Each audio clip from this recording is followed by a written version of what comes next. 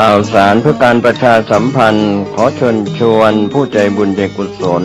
ร่วมทำบุญทอดผ้าป่าสามัคคีประจำปีพุทธศักราช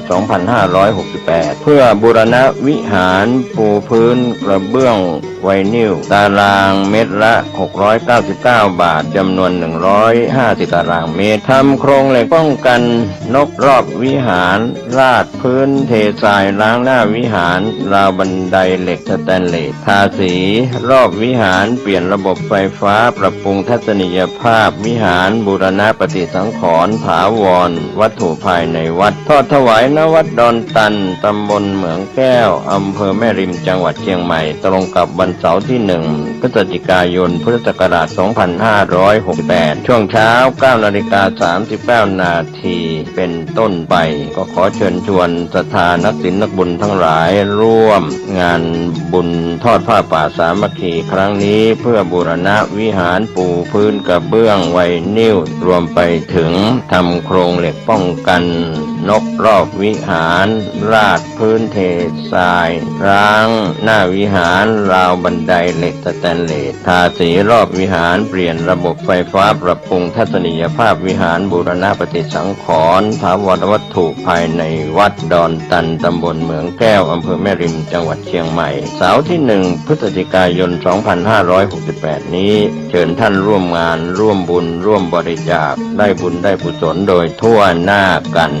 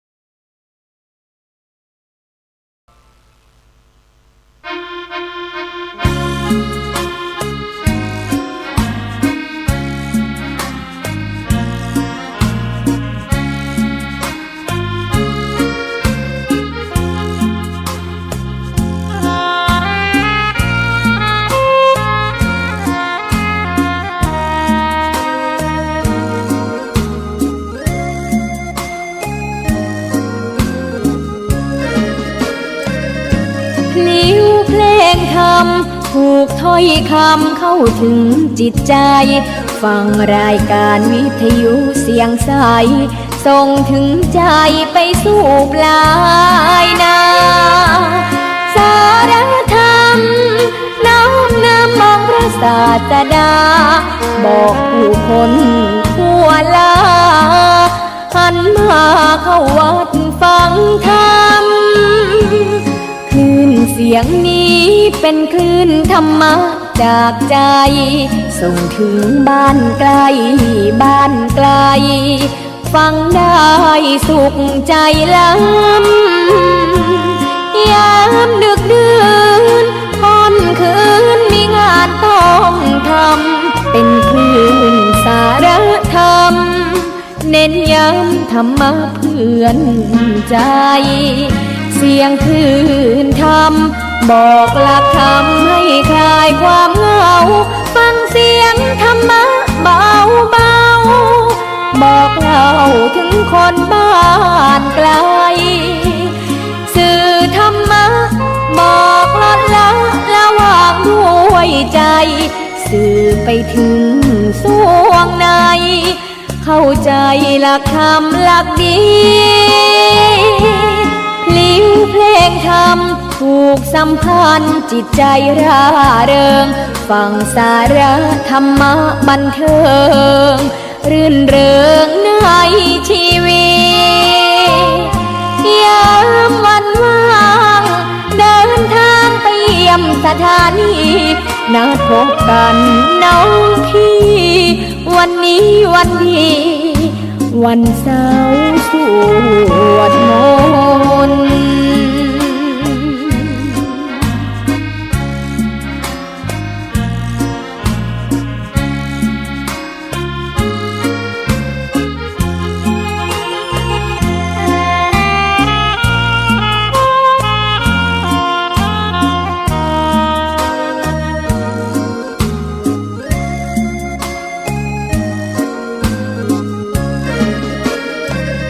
เสียงคลื่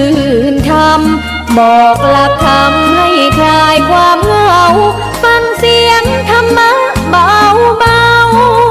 บอกเล่าถึงคนบ้านไกลสื่อธรรมะบอกลดละระหว่างด้วยใจสื่อไปถึงสวงในเข้าใจหลักธรรมหลักดีพลิ้วเพลงธรรมผูกสัมพันธ์จิตใจร่าเริงฟังสาระธรรมะบันเทิงรื่นเริงในชีวิตยามวันว่างเดินทางไปเยี่ยมสถานีนัดพบกันน้องพี่วันนี้วันดีวันเสาร์สวดมนต์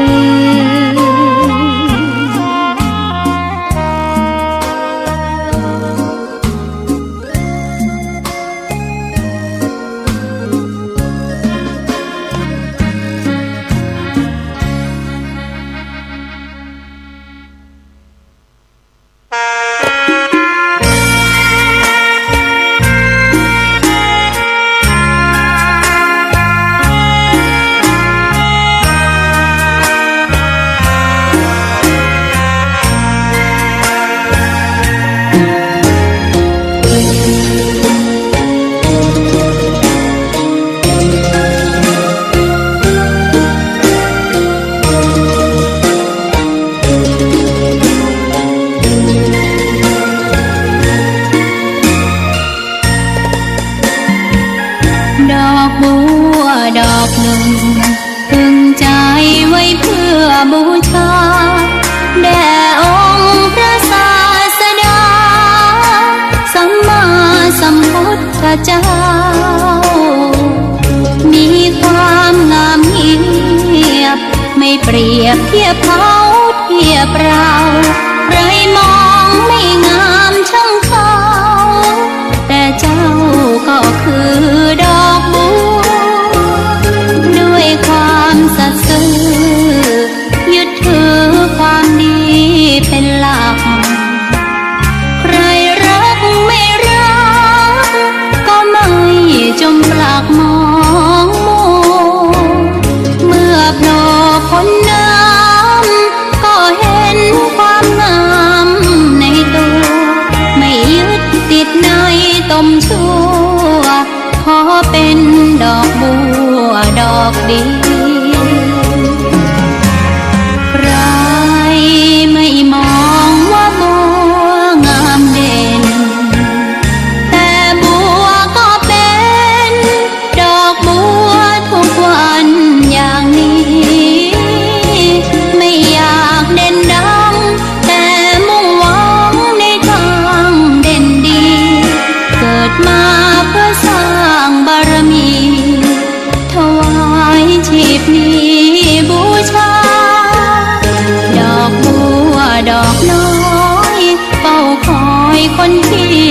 บุญมาออบเอื้อเกื้อกูลรู้ค่าของบุญเก็บบัวขึ้นมาเพื่อสร้างความดีและเสริมบารมีดังว่าใช้ดอกบัวนี้บูชาพระสัมมาสัมพุทธองค์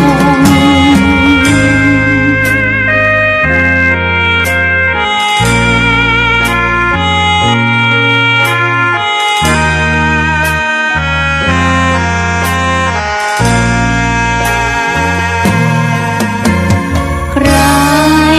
ไม่มองว่าบัวงามเด่นแต่บัวก็เป็นดอกบัวทุกวันอย่างนี้ไม่อยากเด่นดังแต่มุ่งหวังในทางเด่นดี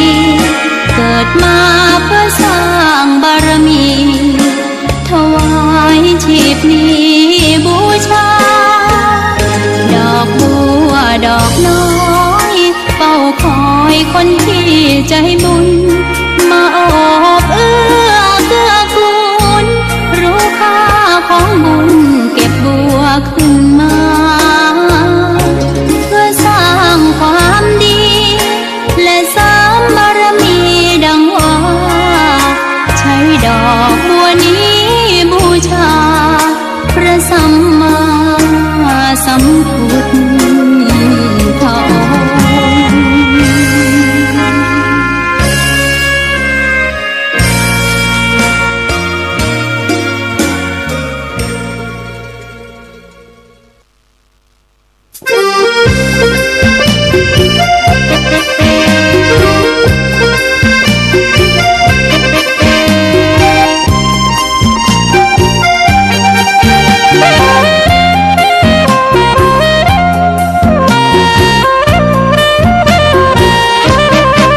สถานีพระพุทธศาสนาฝากเสียงลอยมาบอกบรรดาญาติโยมที่มีใจใช้ธรรมฉโลมที่มีใจใช้เพลงฉโลมบอกบรรดาญาติโยมให้ฟังคลื่นนี้ สถานีตั้งไม่ไกลไม่ไกลตั้งอยู่ทั่วเมืองไทยชวนคนไปทำดี เชิญฟังกันทั้งวันดีเจสร้างสรรค์พากันสุขี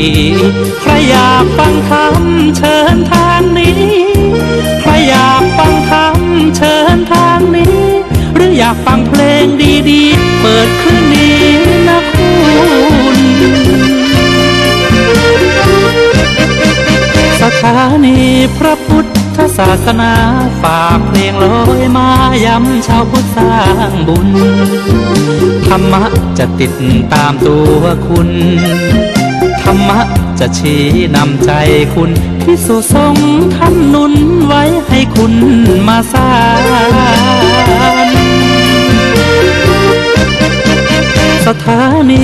ที่ล้ำค่าชี้นำธรรมะเพิ่มปัญญาแตกฉานสอบถามธรรมะข้อใดเชิญลองถามไทยเรื่องที่อยากถามมีธรรมสลับกับเพลงเพราะมีธรรมสลับกับเพลงเพราะและดีเจชอละไว้เป็นเพื่อนคุณ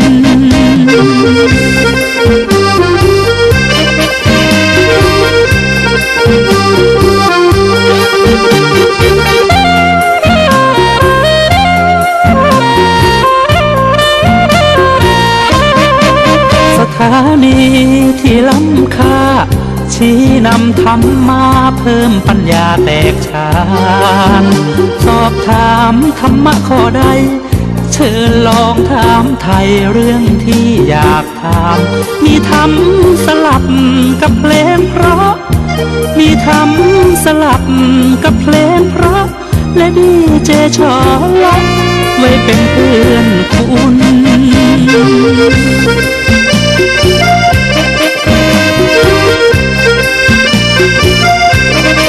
ส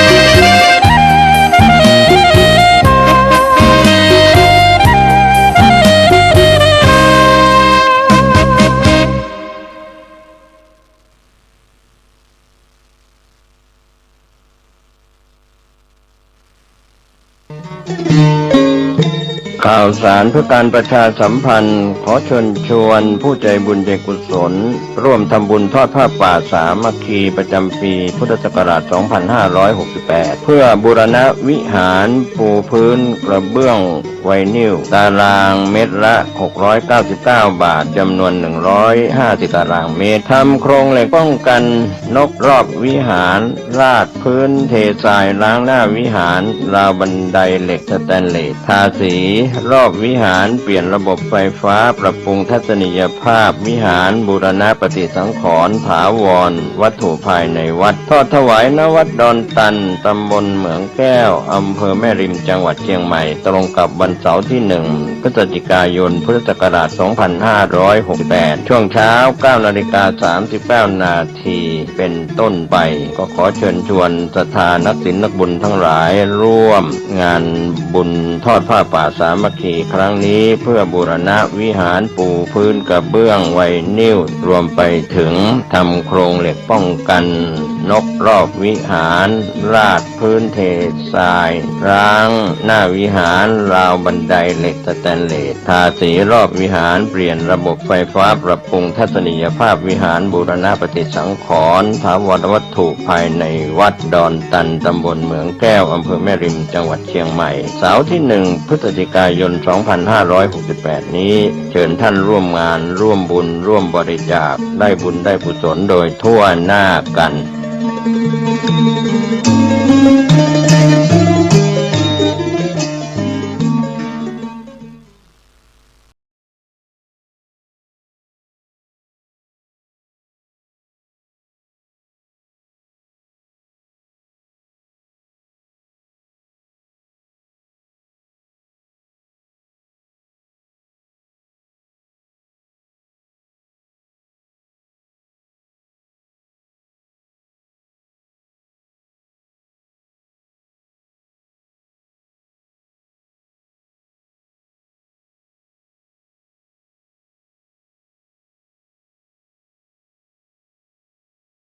มาบนเป้าหมายแห่งการเป็นเจ้าภาพลูกนิมิตเอก 13 นาฬิกาพิธีตัดไว้ลูกนิมิตเอก9รูปพระสงฆ์108รูปทำพิธีผูกพัชสีมา 15:30 นาทีถวายมหาสังฆทานแด่พระสงฆ์จำนวน108รูปเวลา 16 นาฬิกาพิธีอุปสมบทฉลองอุโบสถก็เป็นกำหนดการพิธีตัดหวายฝังลูกนิมิตผูกพัทสีมาณวัดป่าบตำบลช่อแรอำเภอแม่แตงจังหวัดเชียงใหม่วันเสาร์ที่ 11 ตุลาคม 2568 ช่วงเช้า 9 นาฬิกาเป็นต้นไปจนถึงเวลา 16 นาฬิกาเป็นเสร็จพิธีก็เป็นงานพิธีตัดหวายฝังลูกนิมิตผูกพัทสีมาวัดป่าไผ่ตำบลช่อแรอำเภอแม่แตงจังหวัดเชียงใหม่เสาร์ที่ 11 ตุลาคม 2568 เชิญท่านร่วมงานบุญนี้โดยพร้อมเพรียงกัน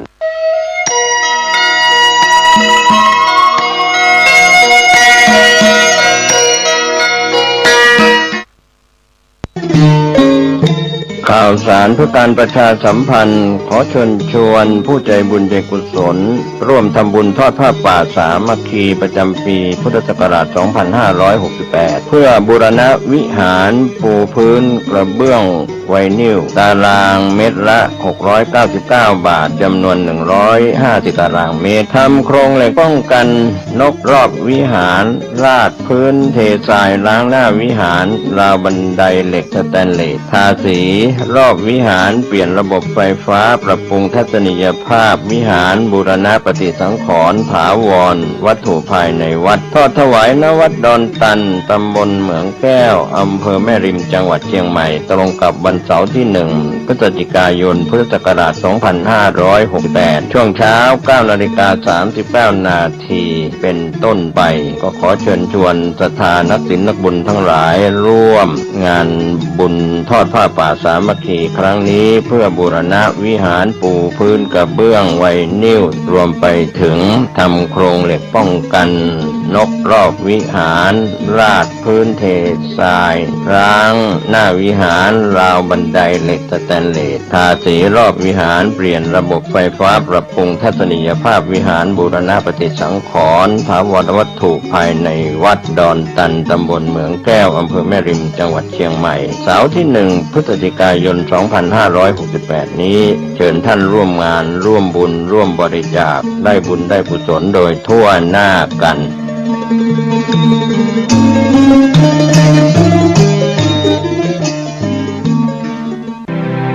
พิธีเทว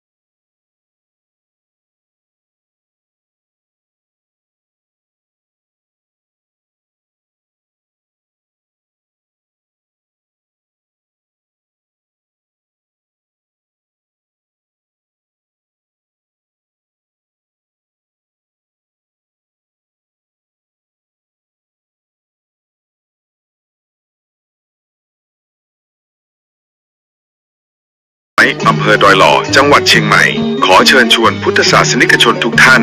ร่วมงานตักบาตรเทโวโรหณะประจำปี 2568 ในวันพุธที่ 8 ตุลาคมนี้เริ่มตั้งแต่เวลา 6 นาฬิกาเป็นต้นไปณลานวัดพระธาตุดอยน้อยร่วมทำบุญตักบาตรพระภิกษุสงฆ์นับร้อยรูปเพื่อความเป็นสิริมงคลแก่ชีวิตและสืบสานประเพณีอันดีงามของชาวพุทธแล้วพบกันที่วัดพระธาตุดอยน้อยอำเภอดอยหล่อจังหวัดเชียงใหม่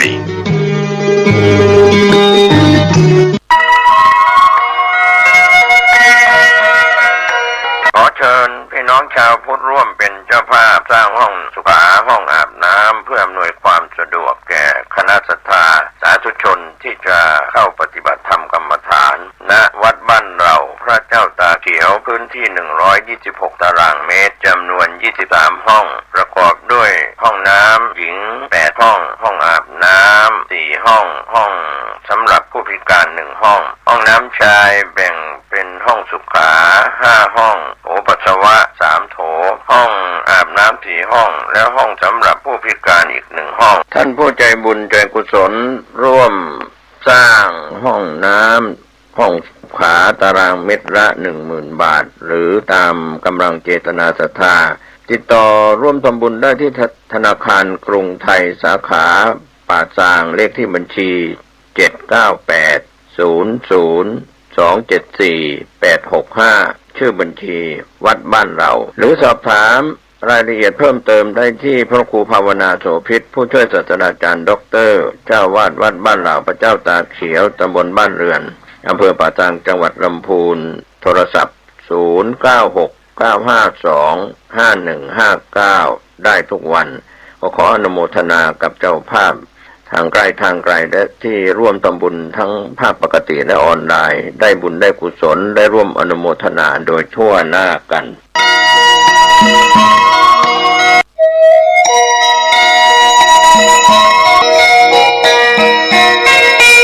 ข่าวสารเพื่อการประชาสัมพันธ์กำหนดการฟังเทศน์รายการรถด่วนขบวนพิเศษฤดูกาลเข้าพรรษาประจันทร์ที่22กันยายน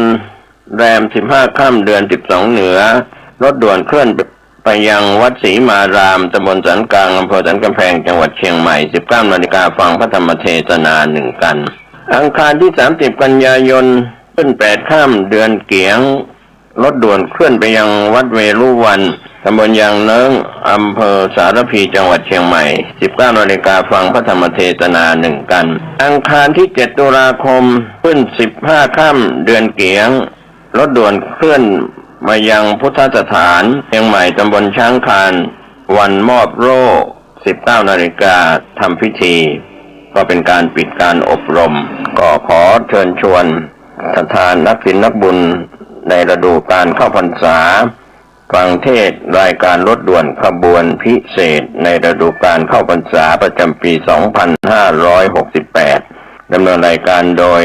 คณะสงฆ์จังหวัดเชียงใหม่องค์กรเครือข่ายจังหวัดเชียงใหม่โดยมีคณะกรรมการบริหารกลุ่มหนุ่มสาวจังหวัดเชียงใหม่ดำเนินงานก็เป็นส่วนที่ประชาสัมพันธ์ผ่านรายการทางสถานีวิทยุกระจายเสียงแห่งนี้ท่านได้บุญได้กุศลร่วมกันกับรายการรถด่วนประจำปี 2568 ได้บุญได้ความดีได้สติปัญญาโดยทั่วหน้ากัน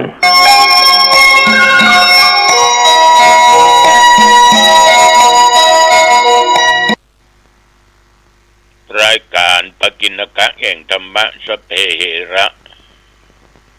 มาพบปะกับญาติกับโยมอีกเช่นเคย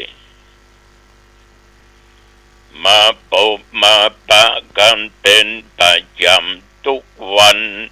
ในเวลาเดียวกันนี้และก็ทางสถานีวิทยุแห่งนี้เนินนา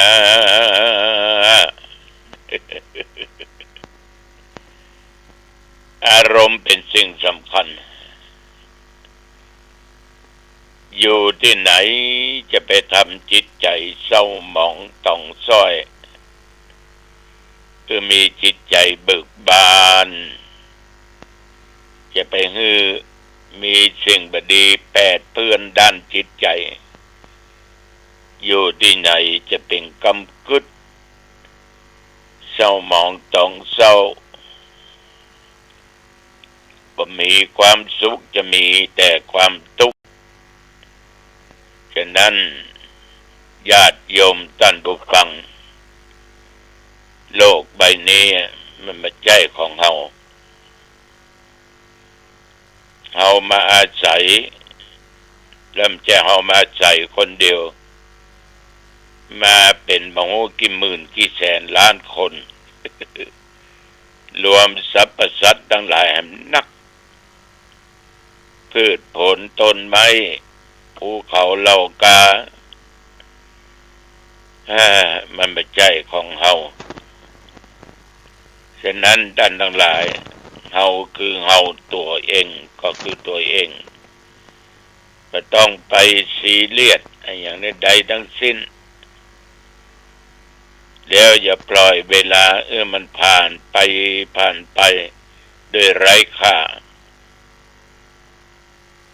จะมาภาพขอฝากกับญาติกับโยมเมื่อรายการปกิณกะแห่งธรรมะเนี่ยมันก็ผ่านไปใน24 ชั่วโมงเนี่ยมันก็ก้าวไปทางหน้าติ๊กฉะนั้นชีวิตคนเราก็ก้าวไปทางหน้าดังที่เคยบอกเคยกล่าวมันบ่ถอยโหนบ่ถอยหลังเพราะมันถึงถอยบ่ได้นับไปอายุสังขารก็ได้นักขึ้นแต่ก็น้อยลงเขาได้เวลาหลายชั่วโมงหลายวันหลายเดือนหลายปีแต่จะไปทางหน้าเวลาก็เหลือน้อยวันเดือนปีก็เหลือน้อยมันน้อยกว่าตั้งหลังฉะนั้นท่านผู้ฟังทั้งหลายอย่าประมาทเพราะความประมาทนั้นมันบัดตายก็เหมือนกับตายอันนี้ฝากกับญาติกับโยมเอาละต่อไปเรามาไหว้พระรัตนตรัยกันเพื่อทำจิตใจของเรานั้นใสสะอาดแก้ว3 ดวงอย่าไปยองอยู่ในจิตในใจจะสว่างสวัยและเราจะอยู่สบายว่าด้วยกันไปว่าด้วยกันอระหังสัมมาสัมพุทโธภควาพระผู้มีพระภาคเจ้า เ เป็นพระอรหันต์ดับเพลิงกิเลสเพิงทุกข์สิ้นเชิงตรัสรู้ชอบได้โดยพระองค์เองพุทธังภวันตังอภิวาเทมิข้าพเจ้าอภิวาทพระผู้มีพระภาคเจ้าผู้รู้ผู้ตื่นผู้เบิกบานกราบพระพุทธสวากขาโตภควตาธัมโมพระธรรมเป็นธรรมที่พระผู้มีพระภาคเจ้าตรัสไว้ดีแล้วธัมมังนัมสสามิข้าพเจ้านมัสการพระธรรมกราบพระธรรมสุปฏิปันโนภควโตสาวกสังโฆพระสงฆ์สาวกของพระผู้มีพระภาคเจ้าปฏิบัติดีแล้วสังฆังนัมมามิข้าพเจ้านอบน้อมพระสงฆ์กราบพระสงฆ์นะโมตัสสะภะคะวะโตขอนอบน้อมแด่พระผู้มีพระภาคเจ้าพระองค์นั้นอะระหะโตซึ่งเป็นผู้ไกลจากกิเลสสัมมาสัมพุทธัสสะตรัสรู้ชอบได้โดยพระองค์เองนะโมตัสสะภะคะวะโตขอนอบน้อมแด่พระผู้มีพระภาคเจ้าพระองค์นั้นอะระหะโตซึ่งเป็นผู้ไกลจากกิเลสสัมมาสัมพุทธัสสะตรัสรู้ชอบได้โดยพระองค์เองนะโมตัสสะภะคะวะโตขอนอบน้อมแด่พระผู้มีพระภาคเจ้าพระองค์นั้นอะระหะโตซึ่งเป็นผู้ไกลจากกิเลสสัมมาสัมพุทธัสสะตรัสรู้ชอบได้โดยพระองค์เองพุทธังสรณังคัจฉามิธัมมังสรณังคัจฉามิสังฆังสรณังคัจฉามิตุติยัมปิพุทธังสรณังคัจฉามิตุติยัมปิธัมมังสรณังคัจฉามิตุติยัมปิสังฆังสรณังคัจฉามิตติยัมปิพุทธังสรณังคัจฉามิตติยัมปิธัมมังสรณังคัจฉามิตติยัมปิสังฆังสรณังคัจฉามิอิติปิโสภะคะวะอะระหังสัมมาสัมพุทโธวิชชาจรณะสัมปันโนสุขโตโลกวิโทอนุตตโรปุริสธัมมัสสารติสัทธาเทวมนุษย์สานังพุทโธภะคะวะติยันตุนิมิตตังอวัมบังคลัญจะโยจามนาโปสกุณัสสัสสะโตปาปักขะโหตุสุปินังอากันตังพุทธานุภาเวนะวินาสเมนตุสวากขาโตภะคะวะตาธัมโมสันติติโกอาคาลิโกเอกิปัสสิโกโอปัญญิโกปัจจัตตังเบติตโพ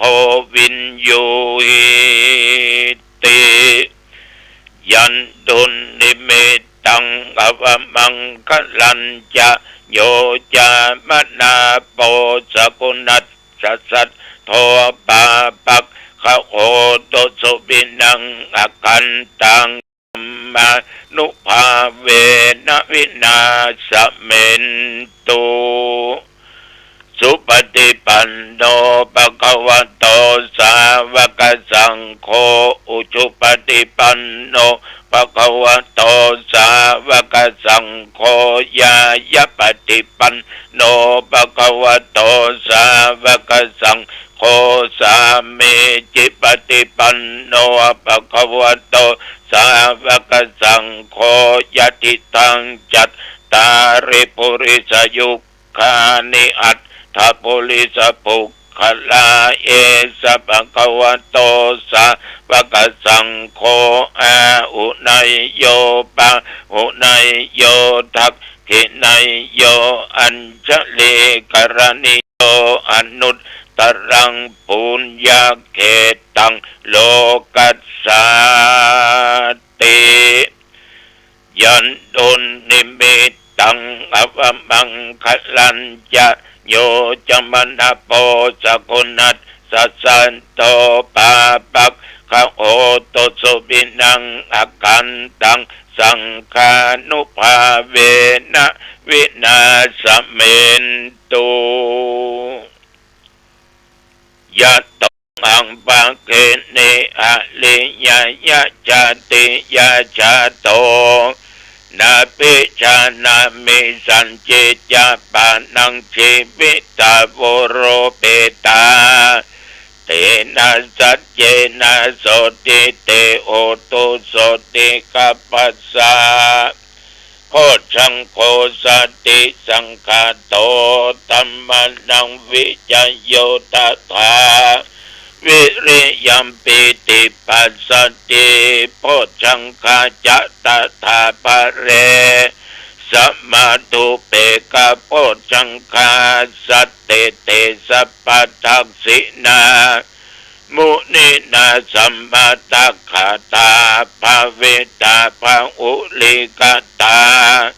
สังวัตตันติอภิญญายานิพพานายะจะโพธิยาเอเตนะสัจจวัจเจนะโสติเตโอโตสัพพทาเอกัสสมิงสมัจเยนะโทโมกขัลลานัญจกัสสปังกิลาเนตุกิเตติสวาโพชังเคสัตตะเทสัญเยเตจะตังอภินันติตวาโรคามุจจิงสุตังคะเนเอเตนะสัจจวัจเชนะโสติเตโอตุสัพพทาเอกทาธัมมราชาปิเขลัญเยนะปิปิริโตจุนตเตเรนะตัญเยวาภนาเปตุวานะสาตรังสัมโมติโตวาจะอาปทาตัมหาวุธาสิธานาโสเอเตนะสัจจวัจเจนะโสติเตโอตุสัพพทาปะอินาเตจะอาปทาตินนันนัมปิมะเยสินังมัคคะอัตตกิเลสวาปัตตานุปปติธรรมตังเอเตนะสัจจวัจเจนะโสติเตโอตุสัพพทายังกินจีวิตังอิทาวาอุลังวาสักเคสุวายังรัตนังปณิตังนะโนสมังอติตถาคเตนะอิตัมปิพุทเตรัตนังปณิตังเอเตนะสัจจวัจเจนะสุวัติโอนตุขยังวิลาคังอมาตังปณิตังยะทัชชะคาสกายมุนีสมาหิโตนาเตนะธัมเมนะสมาติกินจิอิตัมปิธัมเมรัตนังปณิตังเอเตนะสัจเจนะสุวัติโอโตยัมพุทธาเสโตปริวันนะเยสุจิงสมาธิมานันตาลิกัญญามาโอสมาธินาเตนะสัมโมนาวิชติอิตัมปิธัมเมรัตนังปณิตังเอเตนะสัจ เจนะสุวัติโอนโตเยสุเยปุคันลาอัตตาสัตตังปัสสัทธาจัตตาริเอตานิยุคานิโอนติเตตักขินายาสุกัตตัสสะสวะคาเอเตโสตินานิมังอภาลานิอิตัมเบสังเกระตันนังบันิตังเอเตนะสัจเจนะสุวัติโอนโตเยสุปัญโยสัมมานาสัตตะลาเยนะนิกามิโนโคตัมมัสสะสนัมเอเตปฏิปตาอัปตังวิกัยงาลัตถมุทานิพุติงปุญชมานาอิตัมเบสังเกระตันดังบันิตังเอเตนะสัจเจนะสุวัติโอโตขินังปุลานังนาวันนาติสัมภวังวิรัตจิตายาติมาภวัสสะเมงเตกินาปิชาอาวินลุนลาอิชันตานิพันติจิลายาทายัมปติโปอิตัมปิสังเกระตันดังปณิตังเอเตนะสัจเจนะสุวัติโอนโตสักกัตตัวพุทธรัตนังโอสัตตังอุตตมังวัลลังอิตังเทวมนุสานังพุทธเตเชนะโสตินะนัสสันตุปัตตวาสัพเพตุขาวุปัสสะเมนตุเตสักกัตตัวธรรมรัตนังโอสัตตังอุตตมังวัลลังปะลิลังอุปัสสมนังธรรมเตเชนะโสตินะนัสสันตุปัตตวาสัพเพปัญญาวุปัสสะเมนตุเตสักกัตตัวสังขารตันนังโอสัตตังอุตตมังวะลังอาอุนายังปะอุนายังสังฆเตเจนะโสตินานัสสันตุปัตตวาสัพเพโรกาวุปัสสะเมนตุเตนาทิเมสรนังอัญญังพุทโธเมสรนังวรังเอเตนะสัจจวัชเชนะโหตุเตชะยะมังคัลลังนัตถิเมสรนังอัญญังธัมโมเมสรนังวรังเอเตนะสัจจวัชเชนะโหตุเตชะยะมังคัลลังนัตถิเมสรนังอัญญังสังโฆเมสรนังวรังเอเตนะสัจจวัชเชนะโหตุเตชะยะมังคัลลังภวตุสัพพมังคลังรักขันตุสัพพเทวตาสัพพพุทธานุภาเวนะสัทธาโสติภวันตุเตภวตุสัพพมังคลังรักขันตุสัพพเทวตาสัพพธรรมานุภาเวนะสัทธาโสติภวันตุเตภวตุสัพพมังคลังรักขันตุสัพพเทวตาสัพพสังฆานุภาเวนะสัทธาโสติภวันตุเต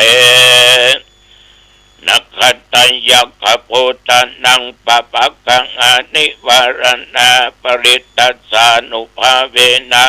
ตัวเตสังอุปัฏฐเวนักขัตตัญญขพุทธานังปะปักขังอานิวารณาปริตตัสสานุภาเวนะตัวเตสังอุปัฏฐเวนักขัตตัญญขพุทธานังปะปักขังอานิวารณาปริตตัสสานุภาเวนะอันตัวเตสังอุปัฏฐเว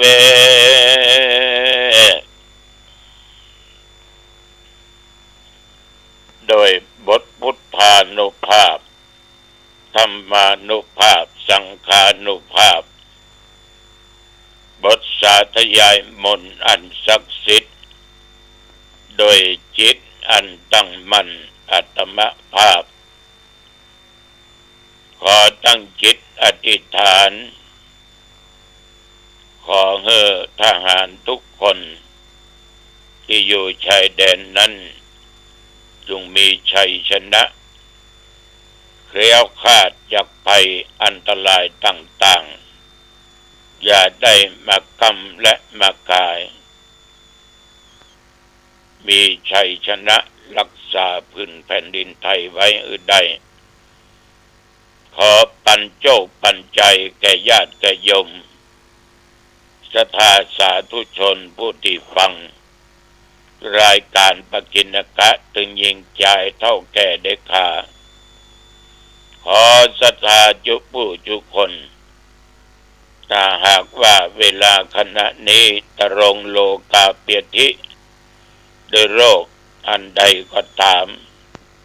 ขอคุณแห่งพระพุทธพระธรรมพระสงฆ์จงให้โรคเหล่านั้นได้หายได้อันตรธานหายไปขออยู่ปราศจากซึ่งเคราะห์ปีเคราะห์เดือนเคราะห์วันเคราะห์ยามเคราะห์เมื่อหลับเมื่อตื่นเมื่อยืนเมื่อเตียวเคราะห์เหลวซ้ายและขวาจะได้มาถูกต้องการญาแห่งศรัทธาขอศรัทธาจุผู้จุคนจงมีแต่ความสุขกายสบายใจประกอบไปด้วยโชคปีโชคเดือนโชควันโชคยามอายุปี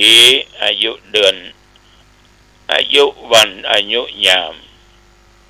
แม่นว่าเดินทางไปเหนือใต้ตกออกไกลและไกลขอมีโชคมีใจถึงขาไปและขากลับมีสติและปัญญาตั้งมั่นขอจำเริญด้วยกิจการงานต่างๆก็ว่าการค้าการขายการเกษตรการพาณิชย์ทุกสิ่งทุกอย่างท่านทั้งหลายจำเริญไปด้วยตำแหน่งหน้าที่ที่หมดวาระก็หมดวาระที่จะเจริญก้าวหน้าขอเจริญก้าวหน้ายิ่งขึ้นไปอายุวันนะสุขะพละตอนอันล้ำเลิศอันประเสริฐนี้จงบังเกิดมีแก่ทุกท่านทุกคนขอเจริญพรบัวลอยพายุใหญ่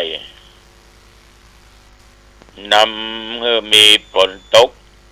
น้ำหลากน้ำนองไปตัวบ้านตัวเมืองที่บ่เคยน้องก็น้องที่บ่เคยมีก็มีว่าเชียงใหม่และจังหวัดต่างๆแต่ว่านี่ญาติโยมน้องตองก็ตกบะเละบะเล่นได้ตึงฝนก็ได้ตึงลมตัวที่อื่นก็ยิ่งตกหนักแต่ว่าฉันเข้าเรียบร้อยก็ไปที่กศน.อ่างดงเพราะว่าท่านผอ.นั้นเป็นเกษียณอายุทำบุญสืบโอลาจตาธรรมาพร้อมตุเจ้าหมดกันเข้าตนเจริญพุทธมนต์เดี๋ยวคือข้อคิดธรรมะพระพรหมน้ำพุทธมนต์แก่ญาติแก่โยมจากนั้นก็กลับวัดกลับว่ามาพักผ่อนชั่วครั้งชั่วคราวไปร่วมบุญตานแตนก่อยสลากวัดเทพประสิทธิ์ต้นเฮือดตำบลบ้านแหวนห่างดงไปดูแล้วถึงจะตานแตนก่อยสลากแต่เพิ่งก็มีต้นโกยต้นโกยสาเตาะมีต้นคาต้นดอกประดับประดาเหมือนว่าตานโกยสลากทั่วไปทั้งในสมัยก่อนและปัจจุบันนิมนต์ตัวเจ้า41ก็มีต้นสลากอยู่หลาย10ต้นตัวเจ้าจับเอาฉลากตั้งแต่เบอร์1ถึงเบอร์40ปลายเริ่มต้นตมาจับเบอร์ของพระพุทธถวายพระพุทธได้เบอร์4จับของตัวเองได้เบอร์6เลยได้4กับ6เป็นโอกาสเป็นทานอย่างเรียบร้อยก็คือตอนก็กลับวัดแต่วันนี้ก็อยู่วัดอยู่ว่าในตอนค่ำตอนเย็นฝนก็ตกจนถึงกาลวันนี้ก็ดีอกดีใจ ลมหายใจเข้าหายใจออกยังมีอยู่ตามปกติมันบ่หยุด ก็น่าบูนเน้อพอออกไม่ออกทั้งหลายคุณแห่งพระพุทธพระธรรมพระสงฆ์บุญศีลบุญธรรมบุญกินบุญทานปกป้องคุ้มครองรักษาที่เฮาปั้มเต็งมาทั้งอดีตชาติและชาติปัจจุบันเอาได้กระทำชาตินี้สิ่งดีชาติหน้าก็ได้รับผลอย่างนี้ในสิ่งที่ดีๆวันนี้พี่น้องญาติโยมวัดสุวรรณคีรีไปตั้งวังทานตำบลหลวงเหนืออำเภอดอยสะเก็ดตุลุงจะไปเทศน์ที่บนดอยจอกตอกไฮเนอร์เวลาประมาณ8 โมงเมื่อคืนวันเนี้ยหรือ2 ทุ่มตุลุงไปแน่งานธรรมทูตงานสอบนักธรรมก็เริ่มวันนี้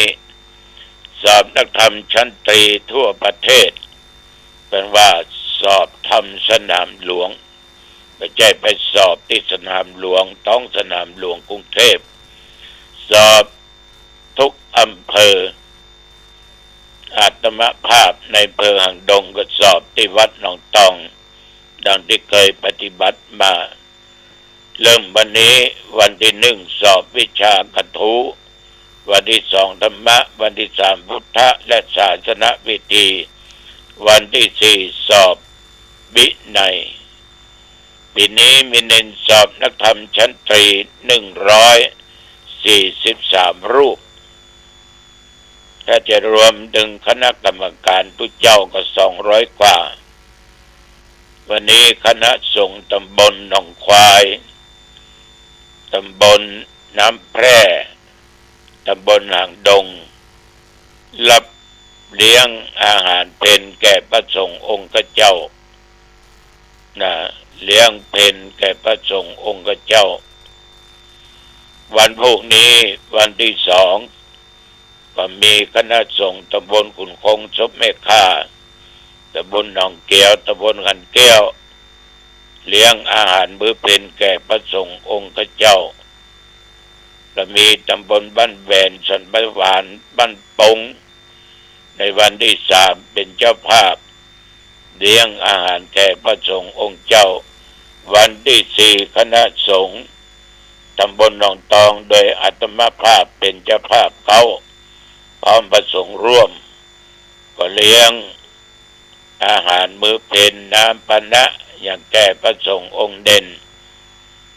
ฉะนั้นญาติโยมการสอบธรรมเป็นการวัดความรู้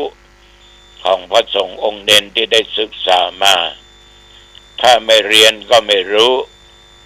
เรียนแล้วรู้แล้วบรรนำปฏิบัติก็ไร้ค่าฉะนั้นของทุกสิ่งทุกอย่างจะมีค่าต่อเมื่อเรานำมาใช้เรานำมาปฏิบัติเหมือนญาติโยมซื้อผ้าซื้อผ่อนซื้อของมาไว้บ้านไว้วางไว้บ่ได้แต่บรรนำมาใช้ก็เลยบอกว่าคุณค่าสิ่งเหล่านั้นมีค่าขนาดไหนยกตัวอย่างมีดมุยก็ดีเนาะซื้อมานะเต้าตายไม่ได้ใจเขาก็บอกว่ามันคมก็บอกคมเล็กมันดีก็ว่าบ่ดีเอาก็มาสามารถที่จะหูได้ความหูก็ตามศึกษามาแล้วต้องนำมาปฏิบัติตามจึงจะหูผลแต่ถ้าเอาความหูในทางที่บ่ดีมาใช้ก็ได้ผลบ่ดีความหูในทางที่ศึกษามาทางดีนำมาใช้ก็เกิดผลดีต่อบุคคลนั้นฉะนั้นศรัทธาสาธุชนญาติโยมช่วยกันสนับสนุนห้องสอบสนามสอบมีทุกอำเภอทั่วประเทศไทยจังหวัดเชียงใหม่ก็ทุกอำเภอบางอำเภอสอบ2-3 ที่เช่นอำเภอเมืองจังหวัดเชียงใหม่เพราะมีพระเนนนักอันนี้จึงขอเจริญพรแจ้งญาติโยมรับทราบวันที่4พระกันเนอร์ธรรมทูตที่วัดวงเมธาหนองขง ตำบลกุนคงสมเมธาตุลุงจะไปนะโมนะตุลุงจะไปเทศญาติโยมท่านทั้งหลายได้รับฟังกันสร้างคุณงามความดีไปเถอะเนอปอออกไม่ออกญาติโยมเว้ยชีวิตของคนเฮาเนี่ยอยู่มาถึงวันเนี่ยมันผ่านไปถึงวันก็นับว่าเป็นบุญเป็นกุศลต่อเฮาละมีคนถามต่อมาก็เลยขอตอบว่าความหลงกับความเมาเนี่ยมันเหมือนกันก็หลวงพ่อป่ะอันนี้อย่างใดนะความหลงกับความมัวเมาต่างกันก่อนถ้าจะคิดไปต่อง่ายๆความหลงก็คือความที่บ่เท่าตันต่อเหตุต่อผลว่าอันไหนดีอันไหนชั่วอันไหนถูกอันไหนผิดอันนี้หลงกระทำลงไปเพื่อมันให้ผลมาหลงตัวไปละหลงใจไปละเนี่ยสำหรับความมัวเมานั้นพอที่จะรู้ว่าอันไหนดีอันไหนชั่วรู้จักรับผิดชอบชั่วดีอยู่พ่องนะแต่ว่ามัวหลงเพลิดเพลินอยู่กับสิ่งเหล่านั้นอย่างเราทั้งหลายเนี่ยก็มัวเมาไม่ก็ว่าเนี่ยอย่างนี้มันบดีทำอย่างนี้มันดีแต่ยังหลงมัวเมาอยู่หลงอยู่ในกามอยู่ในกิเลสอยู่ในความโลภอยู่ในความโกรธอยู่ในความหลงเมาขนาดบางคนก็เขาเมานักไปหน่อยจนเรียกว่าลุกบ่ขึ้นนะคือไปมัวเมากับสิ่งเหล่านั้นจนเกินไปทั้งที่หูว่ามันบดีนะยังเป็นเมามันอยู่ทั้งที่หูว่าดีก็เมาล้ำไปนะเนี่ยอย่างเกินดีจันแฝดเนอะอันนี้ฝากกับญาติกับโยมเนอะจะไปลืมเนอะงานสอบนักธรรมไปช่วยกันเนอะแล้วก็คืนนี้ไปลืมวัดจอมคีรีเพราะไปทางวังทานลวงเหนือโดยสุเจตปะตุลุงเนอะ8 โมงเมื่อคืนอายุวันโนสุขังพลังพบกันใหม่โอกาสหน้าเจริญพรสวัสดีครับท่านผู้ฟังที่เคารพการนำข้อคิดหลักธรรมต่างๆในทางพระพุทธศาสนามาชวนท่านผู้ฟังผู้มีสติปัญญาบารมีดีอยู่แล้วที่เราจะได้พูดคุยสนทนากันก็หวังว่าเราอย่าได้คิดอะไรคิดเล็กคิดน้อยเรื่องของความเชื่อในกรรมและผลของกรรมนี่ก็เป็นเรื่องบ่อเกิดแห่งสัมมาทิฏฐิความเห็นที่ถูกต้องนะครับถ้าเชื่อกรรมและผลของกรรมการกระทำดีก็เป็นผลเป็นความสุขความเจริญการทำกรรมชั่วก็มีผลเป็นความทุกข์ความเดือดร้อนทุกวันนี้คนเราเมื่อสร้างกรรมดีกรรมชั่วในสมัยที่ยังมีชีวิตอยู่ก็จะต้องได้รับผลทั้งขณะที่มีชีวิตอยู่และตายจากโลกนี้ไปแล้วรวมไปถึงสัตว์เดรัจฉานหรือสัตว์อื่นๆที่เป็นมนุษย์และอมนุษย์ก็ตามดังนั้นวันนี้ถ้าเรามองไปถึงผู้มีพระคุณทั้งหลายบรรพบุรุษของเรามีบิดามารดาครูอุปชฌาย์อาจารย์ผู้มีพระคุณญาติสนิทมิตรสหายเจ้ากรรมนายเวรเจ้าเกณฑ์ชะตาเจ้าที่เจ้าทางพระแม่ธรณีผีบ้านผีเรือนก็เป็นเรื่องที่เราพูดถึงสัมภเวสีหรือสรรพสัตว์ทั้งหลายน้อยใหญ่ผู้มีพระคุณเหล่านี้ควรจะได้รับส่วนบุญส่วนกุศลในการทำความดีของตัวท่านเองเพราะสัตว์ทั้งหลายย่อมเป็นไปตามกรรมตามคำสอนที่พระพุทธองค์ทรงตรัสสอนไว้กัมมุนาวัตติโรโกสัตว์โลกย่อมเป็นไปตามกรรมพระองค์เป็นผู้สามารถตอบปัญหาแก้ไขปัญหาเรียกว่าแก้ไขปริศนาที่เป็นปัญหาทั้ง3โลกคนเราเกิดมาแล้วยังเป็นปุถุชนยังไม่ถึงอริยบุคคลเรื่องของกรรมเวรเป็นเรื่องซับซ้อนเป็นสิ่งลี้ลับลึกลับความนึกคิดของคนธรรมดาหากไม่ศึกษาก็ยากแท้ที่จะยังถึงเรื่องของกรรมได้ ก็มีคำถามชวนให้สงสัยอยู่เสมอว่าอะไรทำให้ชีวิตเราเป็นแบบนี้แบบนั้นทำกรรมดีกรรมชั่วแล้วจะได้รับผลเมื่อใดทำนองนี้เหล่านี้บรรดาความสงสัยมากมายก่ายกองขอไปมากมายก่ายกองที่ประดังเข้ามาก็ขอให้เราได้ตั้งจิตว่ากรรมการกระทำนั้นเป็นความจริงที่พระพุทธองค์ทรงพิสูจน์แล้วเห็นแล้วเข้าใจแล้วในเรื่องของกรรมดีกรรมชั่วแกะรอยแก้ปัญหาเรื่องของกรรมดังนั้นกรรมก็ย่อมมีผลของกรรมกรรมนั้นเป็นตัวเหตุวิบากเป็นผลของกรรมเหนือฟ้ายังมีฟ้าที่เราพูดติดปากกันอยู่เสมอเหนือกฎแห่งกรรมยังมีการปฏิบัติธรรมกรรมฐานสมาธิภาวนาก็เป็นคำของครูบาอาจารย์พระป่าในสมัยอดีตก็มีความมุ่งมั่นต้องการให้มนุษย์ผู้ไม่ยอมพ่ายแพ้ต่อโชคชะตาแล้วก็ไม่ยอมปล่อยชีวิตให้ล่องลอยไปวันๆก็เป็นกำลังใจให้คนนั้นสนใจที่จะแก้กรรมสะเดาะเคราะห์บ้างปฏิบัติทำกรรมฐานกันบ้างก็อย่าลืมว่าเราควรสำรวจตัวเราเองพินิจ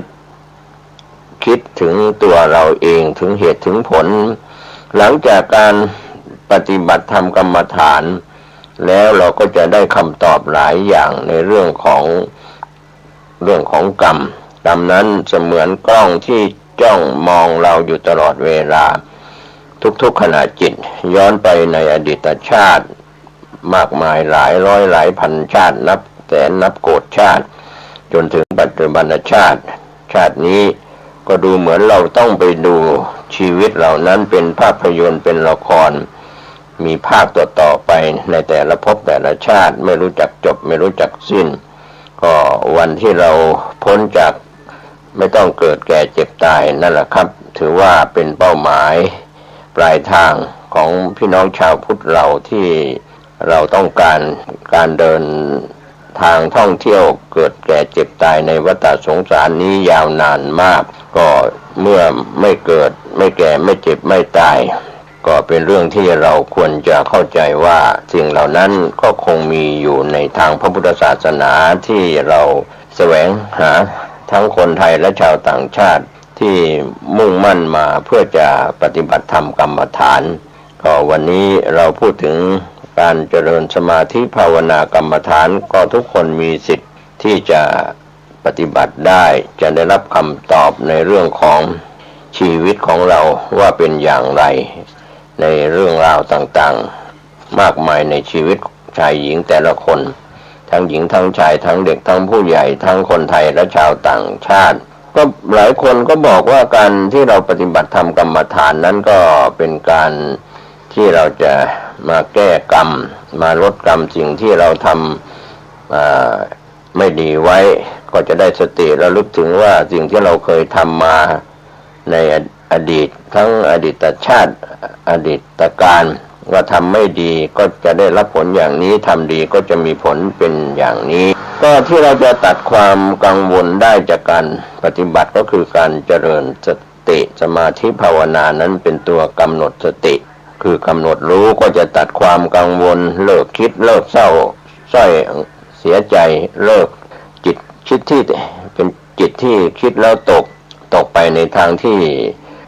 หงอยเหงาไม่มีใครไม่เคยทำผิดแต่ทำผิดแล้วจำนึกได้และไม่ทำอีกนั้นเป็นเรื่องที่สำคัญมากดังนั้นการให้ทานรักษาศีลเจริญภาวนาจึงเป็นวิธีสร้างบุญในทางพระพุทธศาสนาทานนั้นการให้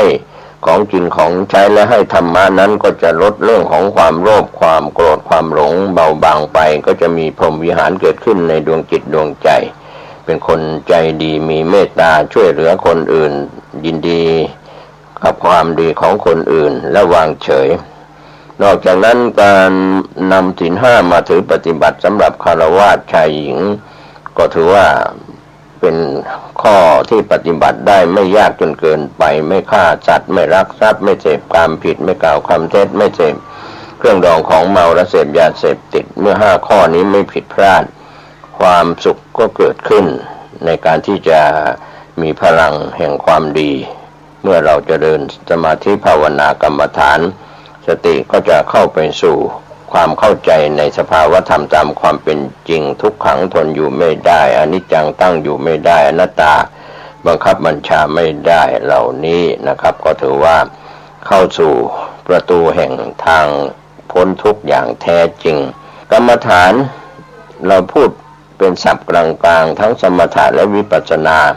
ก็การเจริญภาวนากรรมฐานนั้นก็คงไม่ได้ลงทุนอะไรมากมายนักที่เราจะลงทุนก็คือนำตัวตนของเราตัวเราเองนี่ลงมือปฏิบัติในพิธีกรรมที่จะขึ้นกรรมฐานจากครูบาอาจารย์ที่สอนกรรมฐานแล้วเราก็ปฏิบัติตามและมีอาจารย์คอยแนะนำสอบอารมณ์ก็จะทำให้เราเข้าใจตัวเราเองมากขึ้นเมื่อเราแสวงหาสำนักปฏิบัติธรรมได้แสวงหาครูบาอาจารย์ได้แล้วเราก็ลงมือประพฤติปฏิบัติก็เป็นภาพลักษณ์ที่ดีในปัจจุบันวัดวารามหลายแห่งหรือสำนักปฏิบัติธรรมหรือศูนย์ปฏิบัติธรรมมีการรวมกลุ่มกันมีการปฏิบัติธรรมกันนะครับเป็นการรวมกลุ่มกันเพื่อชักนำผู้ที่สนใจในการเจริญสมาธิภาวนาก็ไม่ว่าจะเป็นสายพระป่าพระบ้านอะไรก็แล้วแต่ก็เป็นเรื่องที่ดีที่ชวนให้เราได้มองเห็นสิ่งดีๆที่เราจะมาชวนกันมาทั้งเด็กทั้งผู้ใหญ่วันนี้เราอาจจะไม่ต้องกลับไปมองว่าการนั่งหลับตาสมาธิภาวนาเป็นเรื่องค่ำเครือไดโนเสาร์เต่าล้านปีก็อาจจะเด็กยุคใหม่ยุควิทยาศาสตร์อาจจะมองไม่เห็นไม่เชื่อเรื่องของการนั่งสมาธิหลับตาภาวนาหรือว่าเดินจงกรมกลับไปกลับมาเป็นการเจริญภาวนาอย่างไรเป็นกรรมฐานอย่างไรเมื่อไหร่จะรู้แจ้งสู้ใช้เรื่องของโลกอินเทอร์เน็ตโลกของวิทยาศาสตร์พิสูจน์ก็รู้แจ้งแดงแจ๋เข้าใจง่ายอะไรอย่างนี้ก็อาจจะเข้าใจผิดระหว่างพุทธศาสตร์กับวิทยาศาสตร์ดังนั้นเรื่องของบุญของบาปเป็นเรื่องของพุทธศาสตร์ส่วนวิทยาศาสตร์นั้นก็เป็นการศึกษาค้นคว้า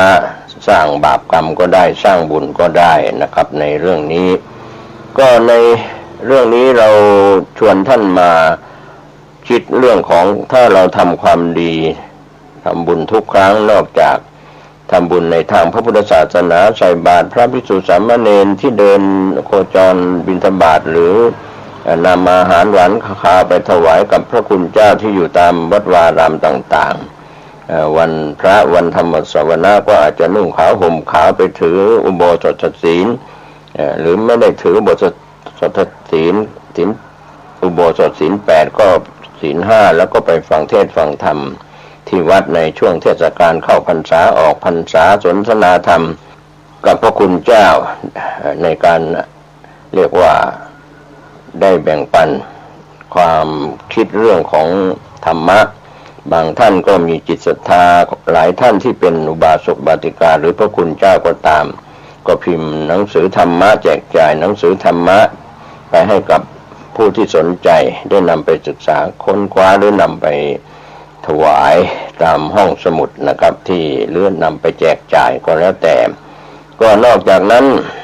เรื่องของการทำความสะอาดสถานที่อยู่ไม่ว่าจะวัดวารามพระคุณเจ้าพระภิกษุสามเณรต้องรักษาความสะอาดของกุฏิวิหารอุโบสถลานพระเจดีย์อะไรต่างๆทำความสะอาดส่วนชาวบ้านก็เรื่องของที่อยู่อาศัยก็ต้องรักษาความสะอาดเรื่องของความสะอาดนั้นจะทำให้สบายตาสบายกายสบายใจในการที่เราทำความดีอย่างตัวอย่างเช่นเราเข้าไปในวัดเห็นลูกหลานเราในยุคใหม่นะครับที่ทางครูบาอาจารย์ให้ไปทำกิจกรรมในวัดวาอารามไปกวาดใบไม้ไปทำความสะอาดห้องน้ำซึ่งเป็นของส่วนรวมหรือไปดูแลคนแก่หรือกิจกรรมดีๆที่เป็นสาธารณกุศลก็เป็นความดีก็ครูบาอาจารย์นั้นท่านมองเห็นว่าเด็กนั้นควรจะได้สัมผัสใกล้ชิดกับวัดวาอารามก็ให้ไปทำกิจกรรมทำความสะอาด ภายในวัดก็มีพระคุณเจ้าหรือตัวแทนของท่านเจ้าอาวาสเซ็นรับรองเอกสารว่าเด็กนักเรียนนักศึกษาผู้นี้ได้มาทำความสะอาดกวาดลานวัดทำความสะอาดห้องน้ำห้องส้วมหรือทำกิจกรรมใดๆที่เกี่ยวกับสาธารณกุศลโดยเฉพาะวัดวาอารามก็เป็นเรื่องราวที่เราได้เห็นกันอยู่ในยุคปัจจุบันแต่การทำความดีนั้นก็มีรวมแล้วก็3 หมู่นะครับมีการให้ทานมีการรักษาศีลมีการเจริญภาวนาเป็นหลักก็ลูกหลานของเราต่อไปภายภาคหน้าที่จะมามีชีวิตอยู่หรือจะต้องแยกครอบครัวไปเรียกว่าแยกย้ายออกจากสถาบันครอบครัวของพ่อแม่ออกไปมีเหย้ามีเรือนแต่งงานมีครอบครัวออกไปก็จะได้เป็นหลักที่จะได้มีที่พึ่งพิงมีที่ยึดทางจิตทางใจนะครับท่านผู้ฟังก็วันนี้แม้ว่าเราจะเชื่อกรรมและเชื่อในผลของกรรมก็เราพยายามใส่บาตรนะครับการทำบุญใส่บาตรตอนเช้าเราจะเห็นได้ว่าทายกทายิกามากหน้าหลายตาทั้งหญิงทั้งชายทั้งเด็กทั้งผู้ใหญ่ตามถนนหนทางตามตรอกซอกซอยต่างๆจะเห็นพระภิกษุสามเณรผู้ทรงศีลอุ้มบาตรเดินโคจรไปบิณฑบาตนะครับเราก็คงจะได้มีโอกาสทำบุญใส่บาตรกับพระภิกษุสามเณรเหล่านั้นการทำบุญใส่บาตรการตระเตรียมอาหารข้าวน้ำโภชนาอาหารธูปเทียนดอกไม้นั้นเราก็ไม่ต้องไปกำหนดว่าเราจะต้องใส่กี่ชุดแต่ละวันแต่ละครั้งแต่ละเดือนแต่ละปีบางครั้งเราก็อาจจะมีการให้ทานใส่บาตรทำบุญให้ทานถวายสังฆทานหรือใส่บาตรเป็นชุดๆก็แล้วแต่นะครับเอาความสะดวกของเราเป็นเหตุก็ในส่วนของการทำบุญใส่บาตรนั้นก็อาจจะไม่ได้กำหนดว่าจะใส่กี่รูปกี่องค์กับพระภิกษุสามเณรที่โคจรบิณฑบาตนะครับเรามีความพร้อมแค่ไหนเราก็ทำบุญใส่บาตรไปแค่นั้นเมื่อพูดถึงเรื่องของกรรมนี้ก็มีวินยูชนที่เป็นผู้รู้ได้กล่าวไว้อาจจะเป็นเรื่องที่เราจะเชื่อถือก็ได้ไม่เชื่อถือก็ได้ตามหลักพุทธศาสตร์และวิทยาศาสตร์ก็บางคนก็บอกว่าแก้กรรมที่เรากำลังเป็นอยู่ในตัวตนของเราจริงเท็จประการใดท่านใส่ใจไว้ก็จะดีเขาบอกว่ากรรมที่ปวดศีรษะปวดหัวเกิดจากเคยทำบาปไว้แต่พบชาติปางก่อนเช่นทำร้ายสัตว์อื่นด้วยการตีหัวหรือทุบหัวปลาเพราะสัตว์ที่มีอายุไขวิญญาณก็จะมาสิงอยู่บริเวณศีรษะแบบเดียวกับที่เราได้ทำกับสัตว์นั้นไว้ถ้าเป็นไมเกรนก็เพราะวิญญาณตามมาโกรธก็เคยเป็นหนี้ชาติไหนไม่รู้นะครับก็ถือว่าบริเวณศีรษะนั้นข้างใดข้างหนึ่งก็เรียกว่าปวดศีรษะหรือเราเรียกตามแพทย์ว่าไมเกรนก็มีการบอกกล่าวว่าแก้กรรมเรื่องนี้ด้วยการทำบุญใส่บาตรด้วยอาหาร1 ชุดแล้วก็เพื่ออุทิศส่วนกุศลให้กับเจ้ากรรมนายเวรถ้าแก้ทำกับปลาที่เราเคยทำกับปลาทุบหัวปลาอะไรอย่างนี้ก็หลังจากใส่บาตรแล้วก็อุทิศส่วนกุศลให้ก็เป็นการแก้กันที่ปลายเหตุแต่ต้นเหตุนั้นเราทำสิ่งที่ไม่ดีมาแล้วนะครับจากการไปทำบาปการฆ่าสัตว์ทรมานสัตว์ก็ในเรื่องเหล่านี้ก็ถือว่าเป็นเรื่องที่จะแก้กรรมก็การทำบุญใส่บาตรพระภิกษุสามเณรแล้วก็อธิษฐานแผ่ส่วนกุศลให้กับสัตว์ที่เราเคยทรมานหรือเคยรังแกหรือเคยฆ่าไปนะครับอันนี้ก็เป็นวิธีแก้ส่วนหนึ่งที่น่าจะเป็นเรื่องที่ดีกับผู้กระทำส่วนที่จะแก้กรรมเรื่องของการปวดหลังเกิดจากกรรมที่เคยตีหลังหมาแมวหรือตีตะขาบไปที่กลางหลังก็วิธีแก้ก็ลักษณะเดียวกันทำบุญใส่บาตรกรวดน้ำอุทิศส่วนกุศลให้กับสัตว์ที่เราเคยทำที่จะเป็นหมาเป็นแมวเป็นตะขาบหรือเป็นสัตว์ใดๆก็เรียกว่าการเจ็บป่วยไข้ไม่สบายตามอาการที่เราเคยทำกับสัตว์นั้นๆทรมานสัตว์นั้นๆ ก็เป็นวิธีแก้อีกวิธีหนึ่งด้วยการทำบุญแล้วก็อุทิศส่วนบุญส่วนกุศลไปให้ ส่วนกรรมที่เกิดจากโรคหัวใจเขาก็บอกในทางพุทธศาสตร์ว่าเป็นกรรมที่ชอบกินเนื้อสัตว์ที่ทำสัตว์ที่มีชีวิตให้ตายลงแล้วก็นำเนื้อสัตว์ไปบริโภคก็เป็นเรื่องที่มีการทำบุญแก้กรรมทำบุญใส่บาตรพระภิกษุสามเณรปล่อยสัตว์ลงแม่น้ำลำคลองลงทะเลก็อธิษฐานทำบุญอุทิศส่วนกุศลไปให้สัตว์ที่เราเคยกินเนื้อไม่ว่าจะเป็นเนื้อสัตว์ประเภทหมูปลาไก่หรือสัตว์ทะเลทุกชนิดที่มีชีวิตเราได้นำเนื้อฆ่าแล้วก็นำเนื้อมาหรือคนอื่นเขาฆ่าแล้วก็นำเนื้อมาบริโภคก็ทำบุญแล้วก็แผ่ส่วนกุศลไปให้กับสัตว์ที่เราเคยกินเนื้อของเขานะครับก็คงจะเป็นส่วนการทำความดีในการกินเนื้อสัตว์แล้วก็นึกถึงสัตว์ที่เขาก็รักตัวกลัวตายเรานำชีวิตเขามาฆ่าตายแล้วนำเนื้อมาบริโภคไม่ว่าจะเป็นกุ้งหอยปูปลาสัตว์สี่เท้าสองเท้าหรือมากเท้าอะไรก็แล้วแต่อันนี้ก็เป็นการแก้เรื่องของการทรมานใจก็คือเขาลำบากใจแล้วเราก็มารับกรรมที่เกี่ยวกับโรคหัวใจส่วนอีกโรคหนึ่งโรคกรรมชนิดที่ว่าต้องเสียเงินทองเรียกว่าบางคนเนี่ยต้องเสียเงินเสียทองตลอดมีแต่เรื่องเสียเงินเสียทองเรียกว่าเป็นเรื่องกรรมเก่าในอดีตชาติก็มีเรียกว่าเคยเอาเงินทองของเขามาแล้วในอดีตชาติแล้วก็ไม่คืนให้เขาปล่อยกู้ก็คิดดอกเบี้ยแพงโกงคนในชาติปัจจุบัน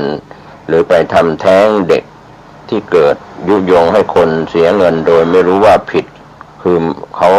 ยุยงให้เขาเสียเงินทั้งที่รู้ว่าเสียเงินแล้วก็ยังทำผิดอยู่ก็เรื่องบาปประเภทนี้ก็เป็นเรื่องเชื่อมโยงจากอดีตชาติจนถึงปัจจุบันชาติการที่เราได้สร้างบาปกรรมต่างๆมากมายนะครับเรื่องของเกิดจากกรรมที่เคยเอาเงินเขามาแล้วในอดีตชาติส่วนหนึ่งหรือเคยทำกรรมที่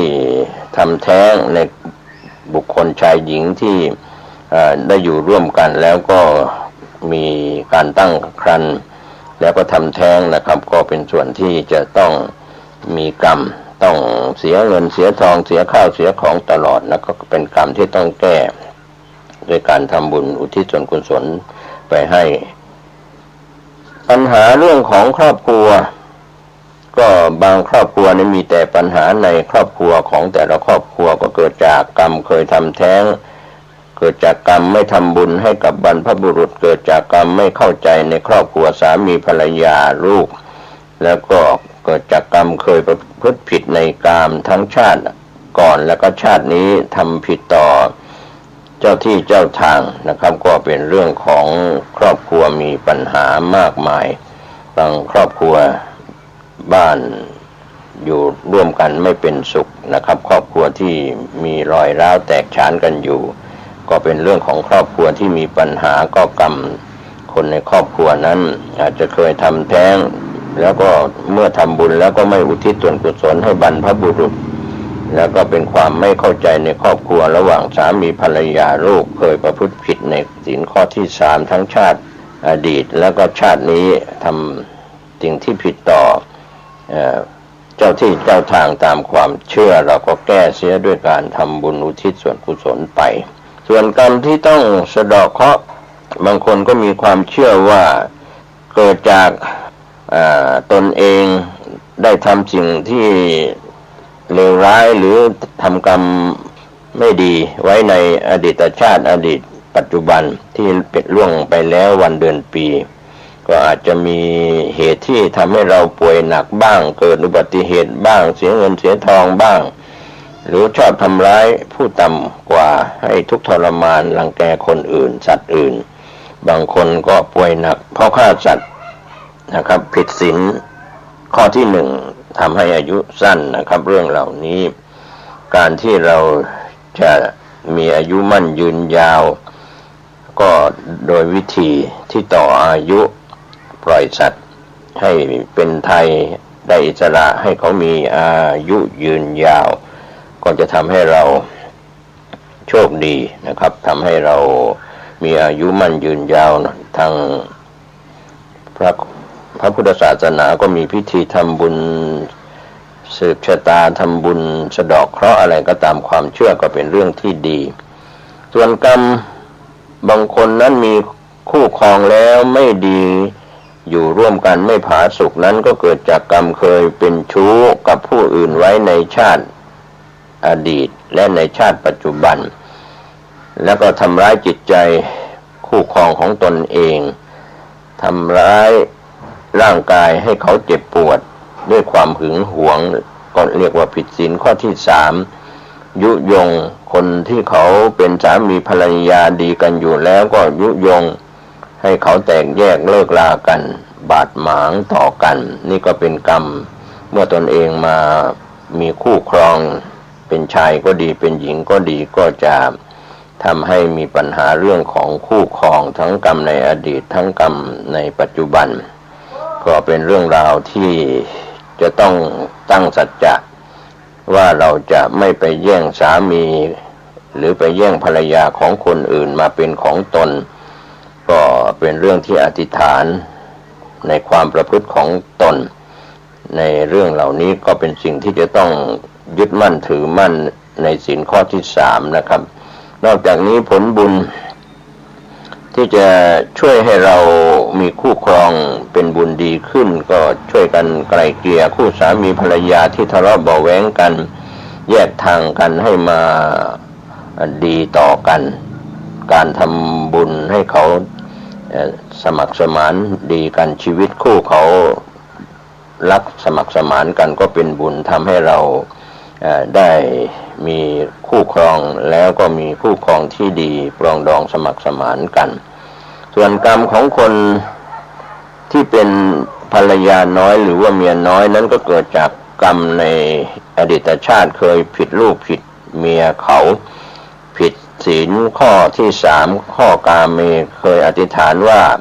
ถ้าอยู่ร่วมกันมากี่ภพกี่ชาติก็ขอให้ได้ใช้ชีวิตร่วมกันเคยขืนใจเขาโดยเขาไม่ยินยอมกรรมเหล่านี้บางคนหญิงต้องตกมาเป็นอนุภรรยาเป็นภรรยาน้อยของชายก็มีวิธีคำว่า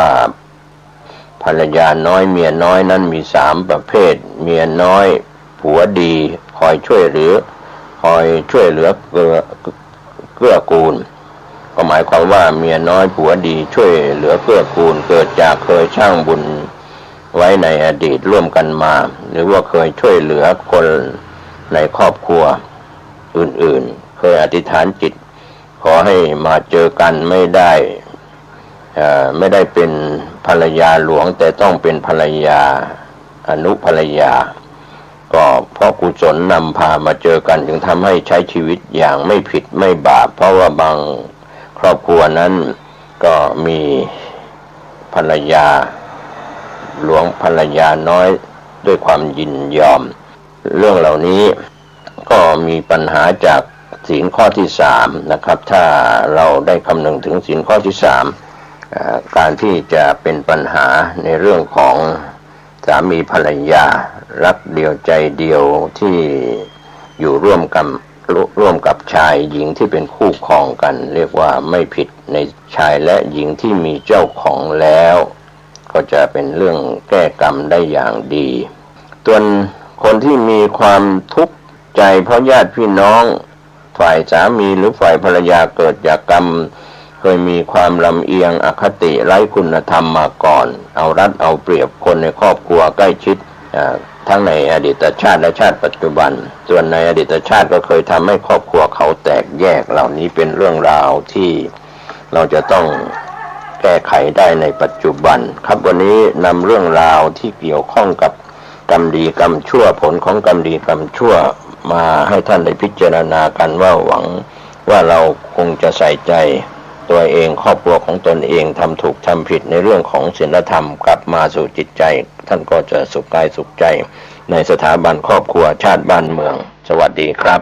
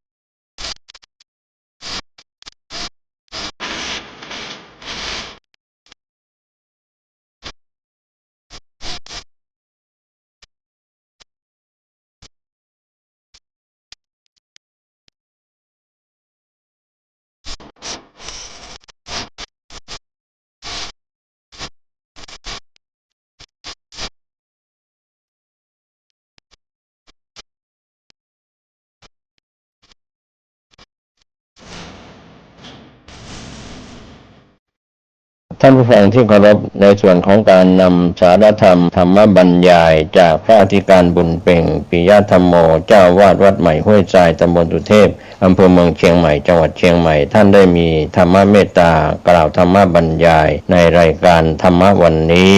ดังนี้ตินาสาภาวะเนวิอาลันโตมาปะวิสัตตะอามกัมมะพัลเลปันตุกัมพัลละสิอัลลาอาสะอันเนนิอาสิอาทิอาสาทะโวดูลาสัพปุลิอาสะตังหลายกิละดังจักลุมันนี้ยังมีในกันละขับนึ่งอาศัยปางเมื่อพระเงาวันไทยสัมปันนาอยู่เสด็จอยู่สำลานเหนือหินบรรทุกกรรมพละศิลาบาทอันนาเป็นติดปะอาสนาแห่งพระอาญาอินาตาเจ้าฟ้าอันนามีปืนเก้าไม้ตัวลิอาสัตตะบนตาวะติงาสาเทวุบนตาวะติงาสาเทวโลกวันนั้นในกาละงามนั้นยังมีเทวบุตรตนหนึ่งชื่อว่าสุปฏิทิสามีอิทธิฤทธิอนุภาพมากนักก็อยู่เสวยสัมปัตติติในวิมานปราสาทแห่งตนกับด้วยหมู่นางฟ้าตั้งหลายเป็นบริวารบรู้สาภาวะอันตนจักตายกิละตายก็มีและเทวบุตรเตก็มีและเทวะเตอัตตะนาละอัตตะละเอโกเทวะพุทโธยามนั้นยังมีเทวบุตรแถมนั้นตนหนึ่งชื่อว่าอากาสะจาริอันนี้ได้เข้ามายืนตัดสองนาสุปฏิทิตาเทวบุตรแล้วก็กล่าวก็กล่าวโพมลิอาสาดูลาผู้หาทุกบทใดตั้งแต่นี้ไปนานส่วน2 วันท่านก็จักได้จุติตายจากจันทร์ฟ้านี้แล้วจักใดลงไปตกนรกได้ปันปีกันว่าพ้นจากนรกแล้วก็จักใดไปเกิดเป็นสัตว์7 จำพวกคือว่าจักได้เกิดเป็นลุงเป็นแรงเป็นเต่าเป็นหมูเป็นหมาเป็นคนหูหนวกเป็นคนตาบอดแปดตองแม่และการเกิดเป็นสัตว์แล้วตัวก็จักได้จักได้เวยทุกขเวทนาได้ปันปี อากาสาละอากาสาอากาสาอาจาริอันนี้นาเตวันบุตรบอกข่าวสันนี้แล้วก็อากาศแก้ว่าคืนนำไปยังสู่ที่อยู่แห่งตนก็มีวันนั้นงานและโสตัสนาสะวัจจันนังวัจจันนังสุตตาส่วนอันว่าสุปฏิติตาเทวบุตรได้ยินกรรมนั้นแล้วก็มีหัวใจบอบพองแผ่วเจยบานมีอาการอันน่าสั่นละสายมีตัวตายอันน้ำมุนจะมีตัวอันน้ำมุนสาวก็คันนิ่งเล่าในใจอันตนว่าอุปัฏฐวะกังวลอนตรายและอภัยภาวะภาวะความตายจักมีแก่กูสันนี้จักกูจักสัตตามสันใดให้ได้ให้เป็นที่จังสิเปิ้ง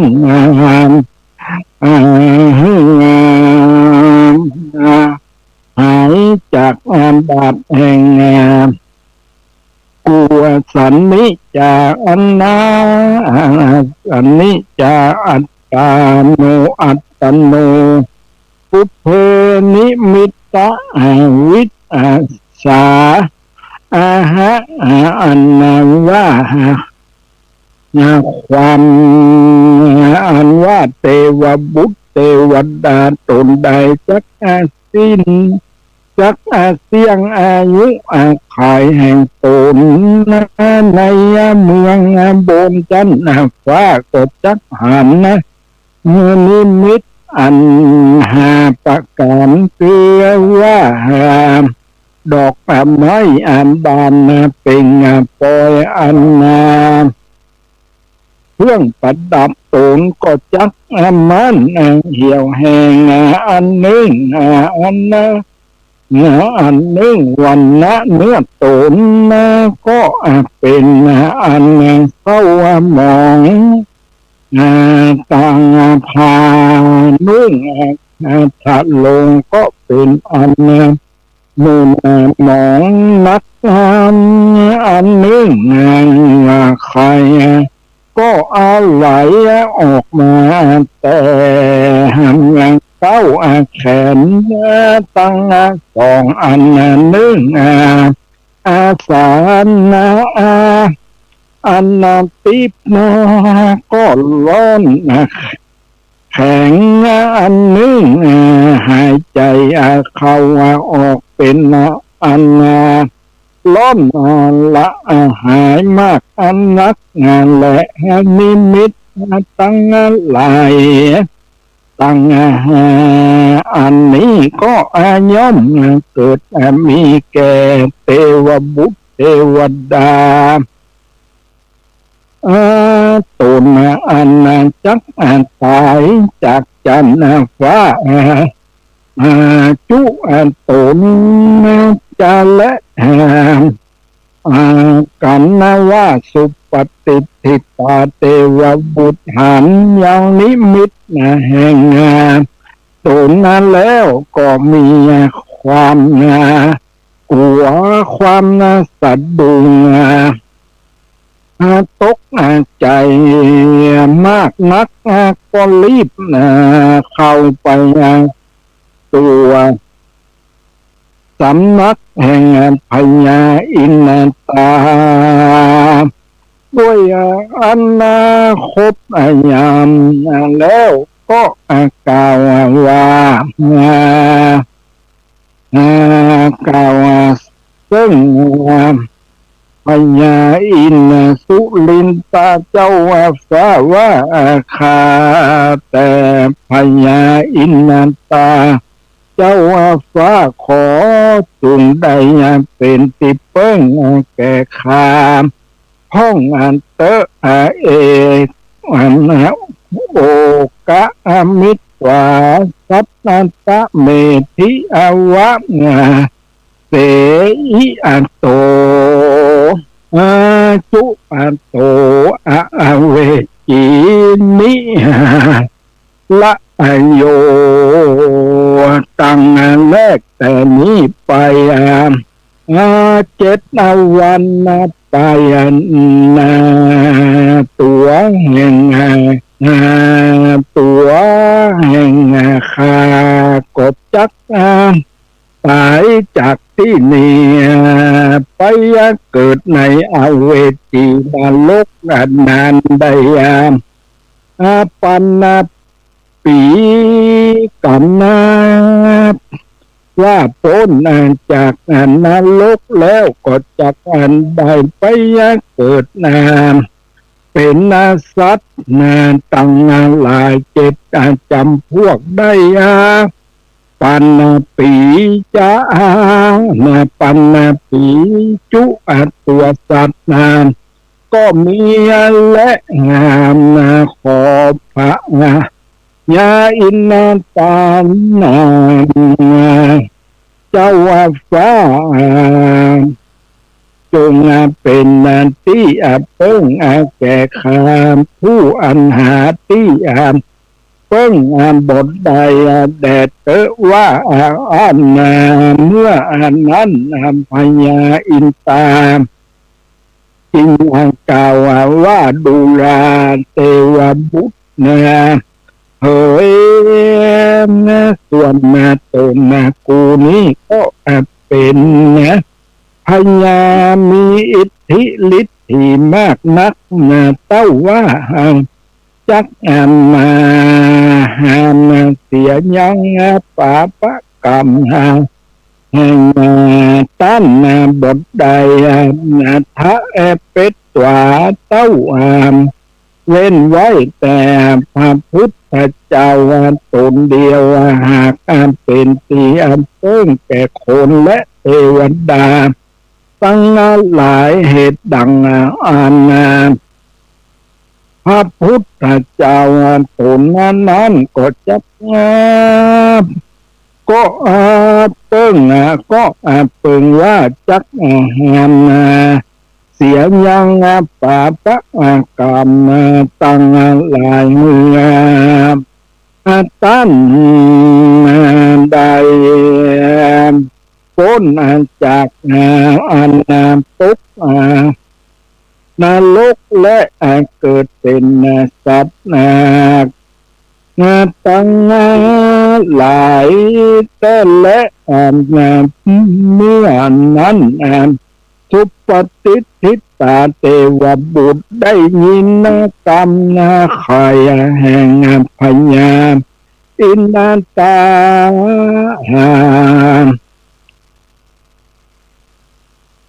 แล้วก็ไวยสาวามาคานแดงพระญาอินตาเจ้าว่าขอจุงอันใดนำเอากรรมอันนี้ไปไว้สามพระญาไว้สาพระพุทธเจ้าตนนานเตอว่าอาจมาแล้วก็ยอนก็ชวนกันถือเอาอย่างเฮาตอกดอกไม้ของหอมอันเป็นติปะนำไปสู่สำนักพระพุทธเจ้าแล้วก็ปูจาพระพุทธเจ้าด้วยเครื่องของหอมไหว้พระพุทธเจ้า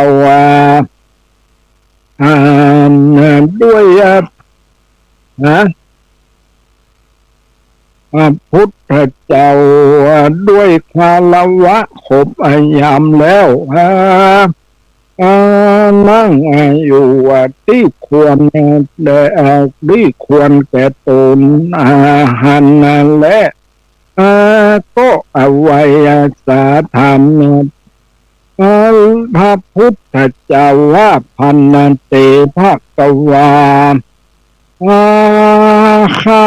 แต่พระพุทธเจ้าอันว่าเทวบุตรตนนี้ตั้งงานแรกแต่นี้ไป7 วันไปนาก็จักจุดติดตายจากจันฟ้าปีนี้ไปตก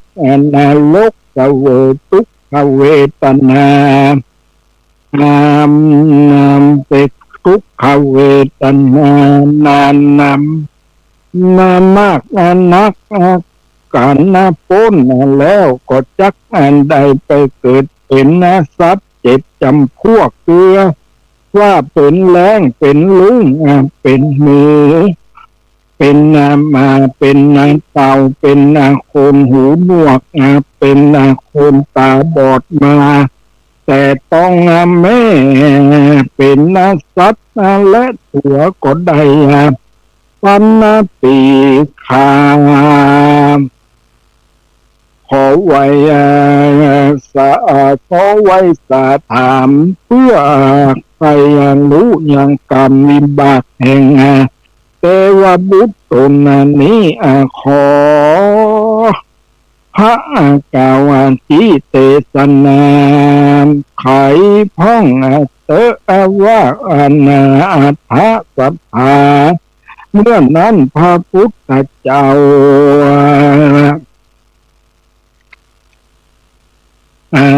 ก็เทศนาขายยังวิบากแห่งสุปฏิทิตาเทวบุตรตนนั้นว่ามหาราชะอติเตกาเลในกาละข้ามกาละข้ามในกาละคาบเมื่อก่อนนั้นเมื่อก่อนวันนั้นเทวบุตรตนนี้ได้เกิดเป็นคนเมื่อก่อนก็ได้เป็นคนผ่านเนื้อผู้นึ่งเตียนย่อมแสวงหาเอาชีวิตต้านผู้อื่นมาเป็นชีวิตตัวคือว่าได้ฆ่าสัตว์มาเลี้ยงตนมาเลี้ยงตนบอกขาดอาศัยบอกหอนบอกหอนจักใจตัดตำบุญให้ตารักษาศีลฟังธรรมสักเตื้อเหตุดังเทวบุตรตนนี้ดังได้เกิดเป็นกล่าวเพื่อและเพราะอาการหนึ่งเมื่อเกิดในเมืองคนเมื่อก่อนกดได้เอาเข้าเปลือกและเขาเอาเข้าเปลือกและแกบสูนเข้าสารเหือต้านผู้อื่นจริงจักได้เกิดเป็นมือดูกะอลามมหาราชในกาละเมื่อก่อนก็ได้ติเตียนนินตาอย่างเจ้าภิกขุสังฆตนมีศีลแล้วได้ประมาทพระพุทธเจ้าพระธรรมเจ้าพระสังฆเจ้าบอกคบย่ำยังผู้เฒ่าผู้แก่พ่อแม่ครูบาอาจารย์และดังจริงจักได้เกิดมาเป็นหมาเพื่อและเมื่อนั้นพญาอินตา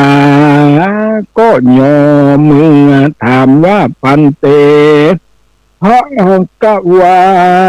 ข้าแต่สัพพันอยู่พระพุทธเจ้าเทวบุตรตนนี้จักได้เกิดเป็นคนหูหนวกตาบอดมาแต่ต่อมาแต่จากตองแม่นั้นย้อนกรรมวิบากมีสันใดจาพระพุทธเจ้าจึงเทศนาว่าเทวบุตรตนนี้เมื่ออยู่เมืองโคนเมื่อก่อนก็ได้เกิดเป็นคนเข็นใจยามเมื่อคนตั้งหลายฝูงมีศรัทธายินดีด้วยกุณพระพุทธเจ้าพระธรรมเจ้าพระสังฆเจ้าแล้วชวนกันเข้าไปเข้าไปสู่ฟังทานนั้นก็ได้เข้าไปกวนเก่าปากตาเทียนละจากำกำกวนทำเฮือเป็นโอนตะลายแก่ทำเป็นโอนตะลายแก่คนฟังธรรมเหตุดังจริงจักได้ไปเกิดในจันฟ้าไปโบแต่เกิดเป็นคนหูหนวกเหตุดังจริงจักได้เกิดเป็นคนหูหนวกตามโอ้โหเป็นคนหูหนวกมาแต่ต้องแม่และประการนั้นนึงประการนึงเมื่อมันเกิดมาเป็นคนเมื่อก่อนได้อาหารภิกขุสังฆะมากุมเข้าบาทและอาหารยาจกเข้ามาขอในบ้านแห่งวันดังแต่นั้นการวิบากจริงไปเกิดเป็นคนตาบอดออกมาจากตองแม่เพื่อและไปลุนพระญาอินตาเจ้าฟ้าจริงไว้สาถามพระพุทธเจ้าว่าข้าแด่สัพพัญญูพระพุทธเจ้าอันว่าธรรมจาตุธรรมจาตุเล่าจักใดจักรักษาให้มันให้มันบรรเทาเสียยังปะกรรมฝุ่งนี้จะจำเริญยุมันยุมายาตั้งอยู่ในจันทร์ฟ้านี้ขอพระพุทธเจ้ากล่าวจิเตสนาพ้องแด่เตว่าอันและศรัทธามุขะกรรมพัลละวิอวะลิตวาเมื่อนั้นพระพุทธเจ้าตนประกอบด้วยมหากรุณาอันใหญ่จริงไพคะอุ้มแก้วอันมีรัศมีอันแดงงามแล้วเตสนาแด่พระอาญาอินตาเจ้าฟ้าเป็นนพวะละ อาคาอัฏฐา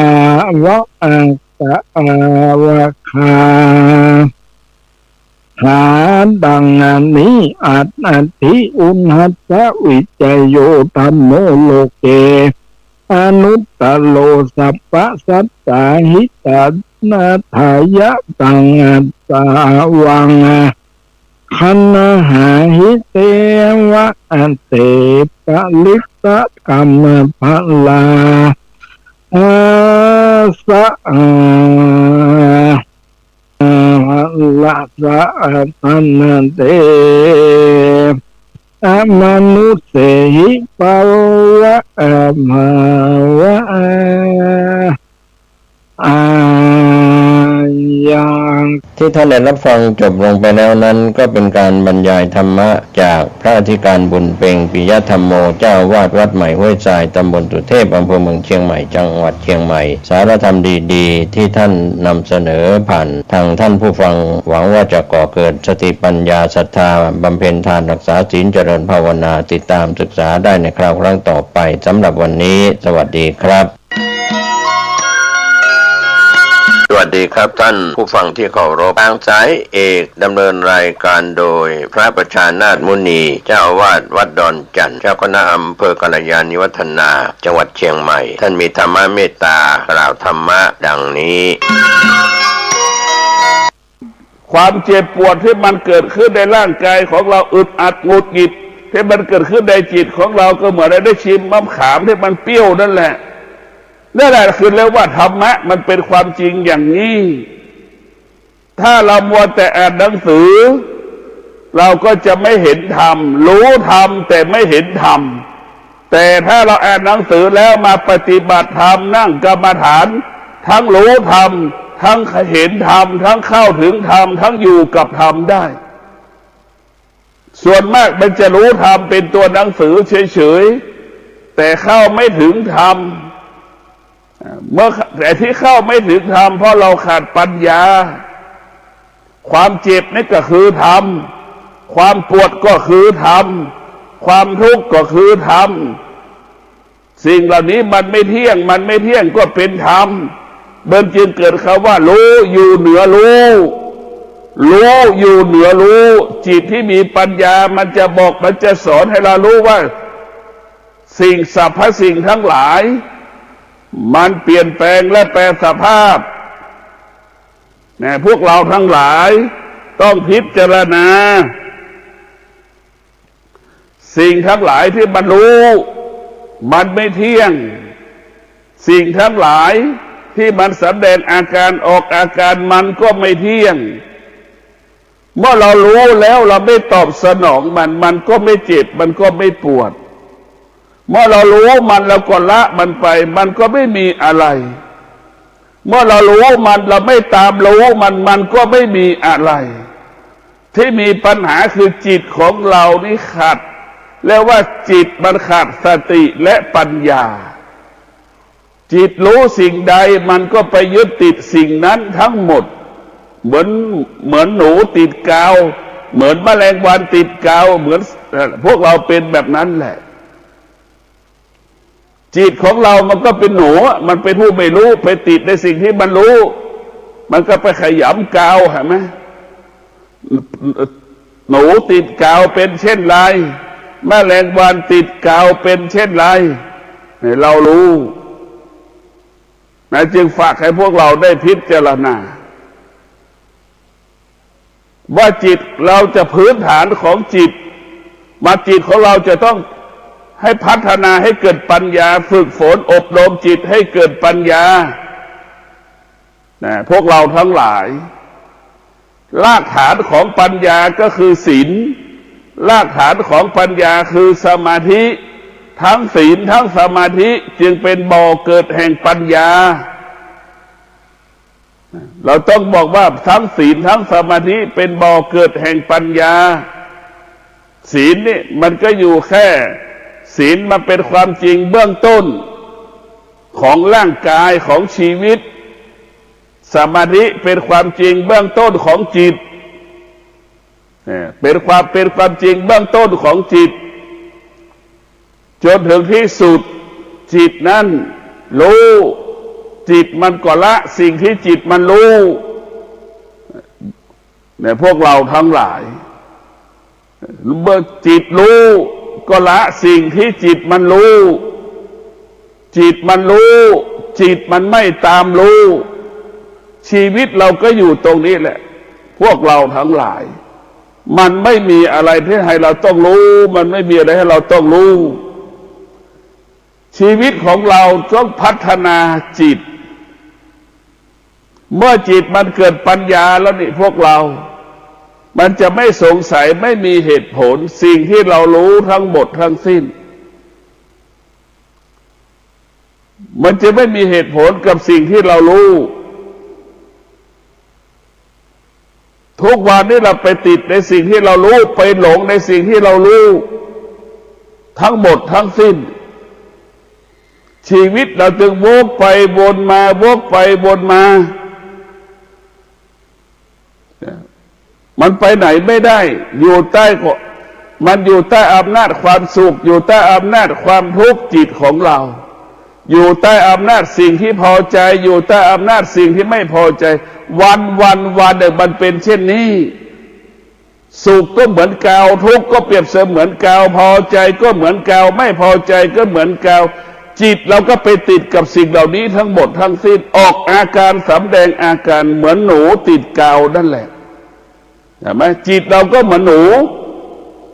ไอ้สุขก็ดีทุกข์ก็ดีพอใจก็ดีไม่พอใจก็ดีเหมือนเปรียบเสมือนกาวมันก็ทำให้เราทุกข์ใจก็เพราะเราไปติดในสิ่งที่เรารู้ทั้งหมดพวกเราต้องพิจารณาชีวิตของเราเนี่ยมันต้องเกิดได้รับการอบรมสั่งสอนอำนาจของจิตเราเนี่ยมันแปรสภาพไปตลอดเวลาในพวกเราทั้งหลายจิตของเราเนี่ยมันแปรสภาพไปตลอดเวลามันแปรสภาพตลอดเวลามันไม่คงที่จิตเนี่ยถ้าเราไม่ได้ฝึกฝนจิตก็เป็นโทษมันจิตที่สุดมันก็เป็นโทษมันเบียดเบียนเรามันเบียดเบียนเราตลอดเวลาจิตมันเป็นโทษถ้าจิตได้รับการฝึกฝนอบรมจิตนั้นจะเสริมสร้างให้ชีวิตเรามีคุณภาพจิตของเรานี่ก็คือตาหูจมูกลิ้นกายใจเนี่ยเป็นส่วนหนึ่งของจิตเราต้องมาฝึกจิตการฝึกจิตก็คือการฝึกตาเห็นรูปก็ให้ตาละในรูปไม่ยึดติดในรูปหูได้ยินเสียงหูไม่ยึดติดในเสียงละในเสียงที่ได้ยินมันก็ไม่มีอะไรจมูกสัมผัสกับกลิ่นก็ให้รู้แล้วก็ละที่จมูกสัมผัสกับกลิ่นมันก็ไม่มีอะไรลิ้นสัมผัสกับรสชาติอาหารก็ให้เราละเราไม่ยึดติดมันก็ไม่มีอะไรแต่พวกเราทั้งหลายจริงๆแล้วมันไม่มีไอ้ที่มีปัญหาก็คือจิตของเราเนี่ยไปปรุงแต่งอยากเห็นจิตของเราก็เหมือนแม่ค้าขายก๋วยเตี๋ยวนั่นแหละมันไปปรุงแต่งใส่น้ำตาลใส่พริก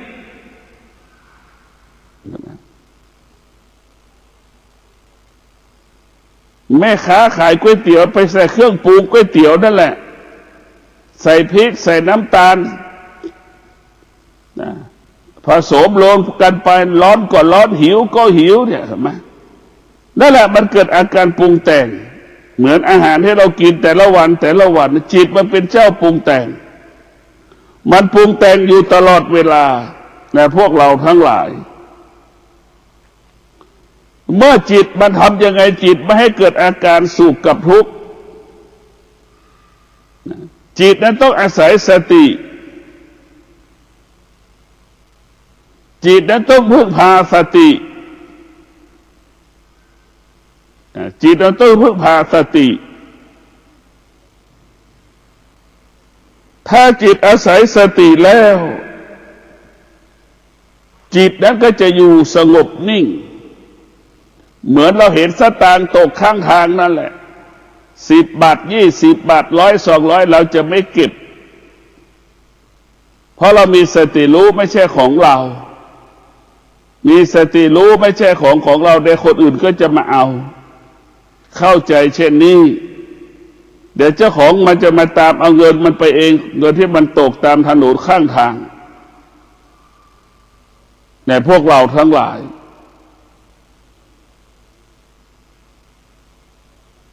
สติจึงเป็นผู้ควบคุมจิตพวกเราให้เข้าใจว่าสติเป็นผู้ควบคุมจิตสตินั้นมันเป็นหลักให้กับจิตจิตก็เปรียบเสมือนผู้อาศัยอยู่ในบ้านเป็นผู้อาศัยจิตเป็นผู้อาศัยเช่นจิตอาศัยกายกายก็เป็นบ้านของจิตจิตจึงอาศัยกายกายก็ประกอบไปด้วยเท้าทั้งสองข้างมือทั้งสองข้างตาทั้งสองข้างหูทั้งสองข้างจมูกทั้งสองข้างลิ้นและปากมันต้องอาศัยสิ่งเหล่านี้จึงรวมกันเรียกว่าเป็นจิตแต่พวกเราต้องพิจารณาเราต้องมองว่าร่างกายของเรานี่มันเปรียบเสมือนในร่างกายของเราเปรียบเสมือนคนป่วยนอนอยู่บนเตียงมาเห็นไหมคนป่วยนอนอยู่บนเตียงจิตของเราเปรียบเสมือนหมอพยาบาลที่ดูแลรักษาคนป่วยพวกเราทั้งหลายจิตเปรียบเสมือนหมอพยาบาลที่ดูแลคนป่วยนอนอยู่บนเตียงร่างกายของเราเปรียบเสมือนคนป่วยนอนอยู่บนเตียงจิตของเราเปรียบเสมือนหมอพยาบาลดูแลคนเจ็บป่วยนอนอยู่บนเตียงนั่นแหละแต่พวกเราทั้งหลายจิตมันจะต้องดูแลกายพวกเราทั้งหลายเราต้องพิจารณาทุกวันว่าจิตก็ส่วนหนึ่งกายก็ส่วนหนึ่งกายนั้นมันแปรสภาพตลอดเวลากายของเราก็เหมือนท่อนไม้เนี่ยมันผุมันพังมันถูกแดดมันก็เกิดความเสื่อมมันถูกฤดูน้ำมันก็เกิดความเสื่อมมันเกิดฤดูมันถูกน้ำฤดูฝนมันก็เกิดความเสื่อมชีวิตเราก็เป็นเช่นนั้นแหละพวกเราทั้งหลายบางคนก็เจ็บป่วยฤดูร้อนบางคนก็เจ็บป่วยฤดูหนาวบางคนก็เจ็บป่วยฤดูฝนมันก็เป็นเช่นนี้แบบภายใน3 ฤดูนี่เช่นเดียวกับไม้มันถูกฤดูร้อนมันก็เกิดความเสื่อมมันถูกฤดูหนาวมันก็เกิดความเสื่อมฤดูฝนก็เกิดความเสื่อมกิ่งไม้มันเกิดความเสื่อมทั้ง3 ฤดูไอ้ความเจ็บป่วยของคนก็เช่นเดียวกันเป็นไปตามฤดูกาลมันก็เจ็บไปตามฤดูของมันร่างกายของเราก็เหมือนท่อนไม้มันเกิดความเสื่อมตลอดเวลาเสื่อมไปเรื่อยๆเราเกิดมาเพื่อให้มันเสื่อมถ้าเราฝึกจิตเราก็อยู่เหนือกายถ้าเราฝึกจิตเราเกิดปัญญาจิตเราอยู่เหนือกายเมื่อจิตเราอยู่เหนือกายจิตเราก็จะดูแลกายจิตเราก็เหมือนคนที่ดูแลคนป่วยร่างกายเราก็เปรียบเสมือนคนป่วยจิตมันจะดูแลแบบนั้นแหละพวกเราทั้งหลายเราจะต้องใช้สติให้มากสตินี้สำคัญที่สุดมันจะเป็นผู้กำกับมันจะเป็นผู้กำหนดควบคุมจิตของเราจิตของเราเมื่อมาอยู่กับสติจิตเราก็จะเป็นประโยชน์ต่อเราถ้าจิตของเราไปอาศัยความคิดไปอาศัยสิ่งอื่นๆมันจะทำให้เราเป็นทุกข์ตลอดเวลาในท่านทั้งหลาย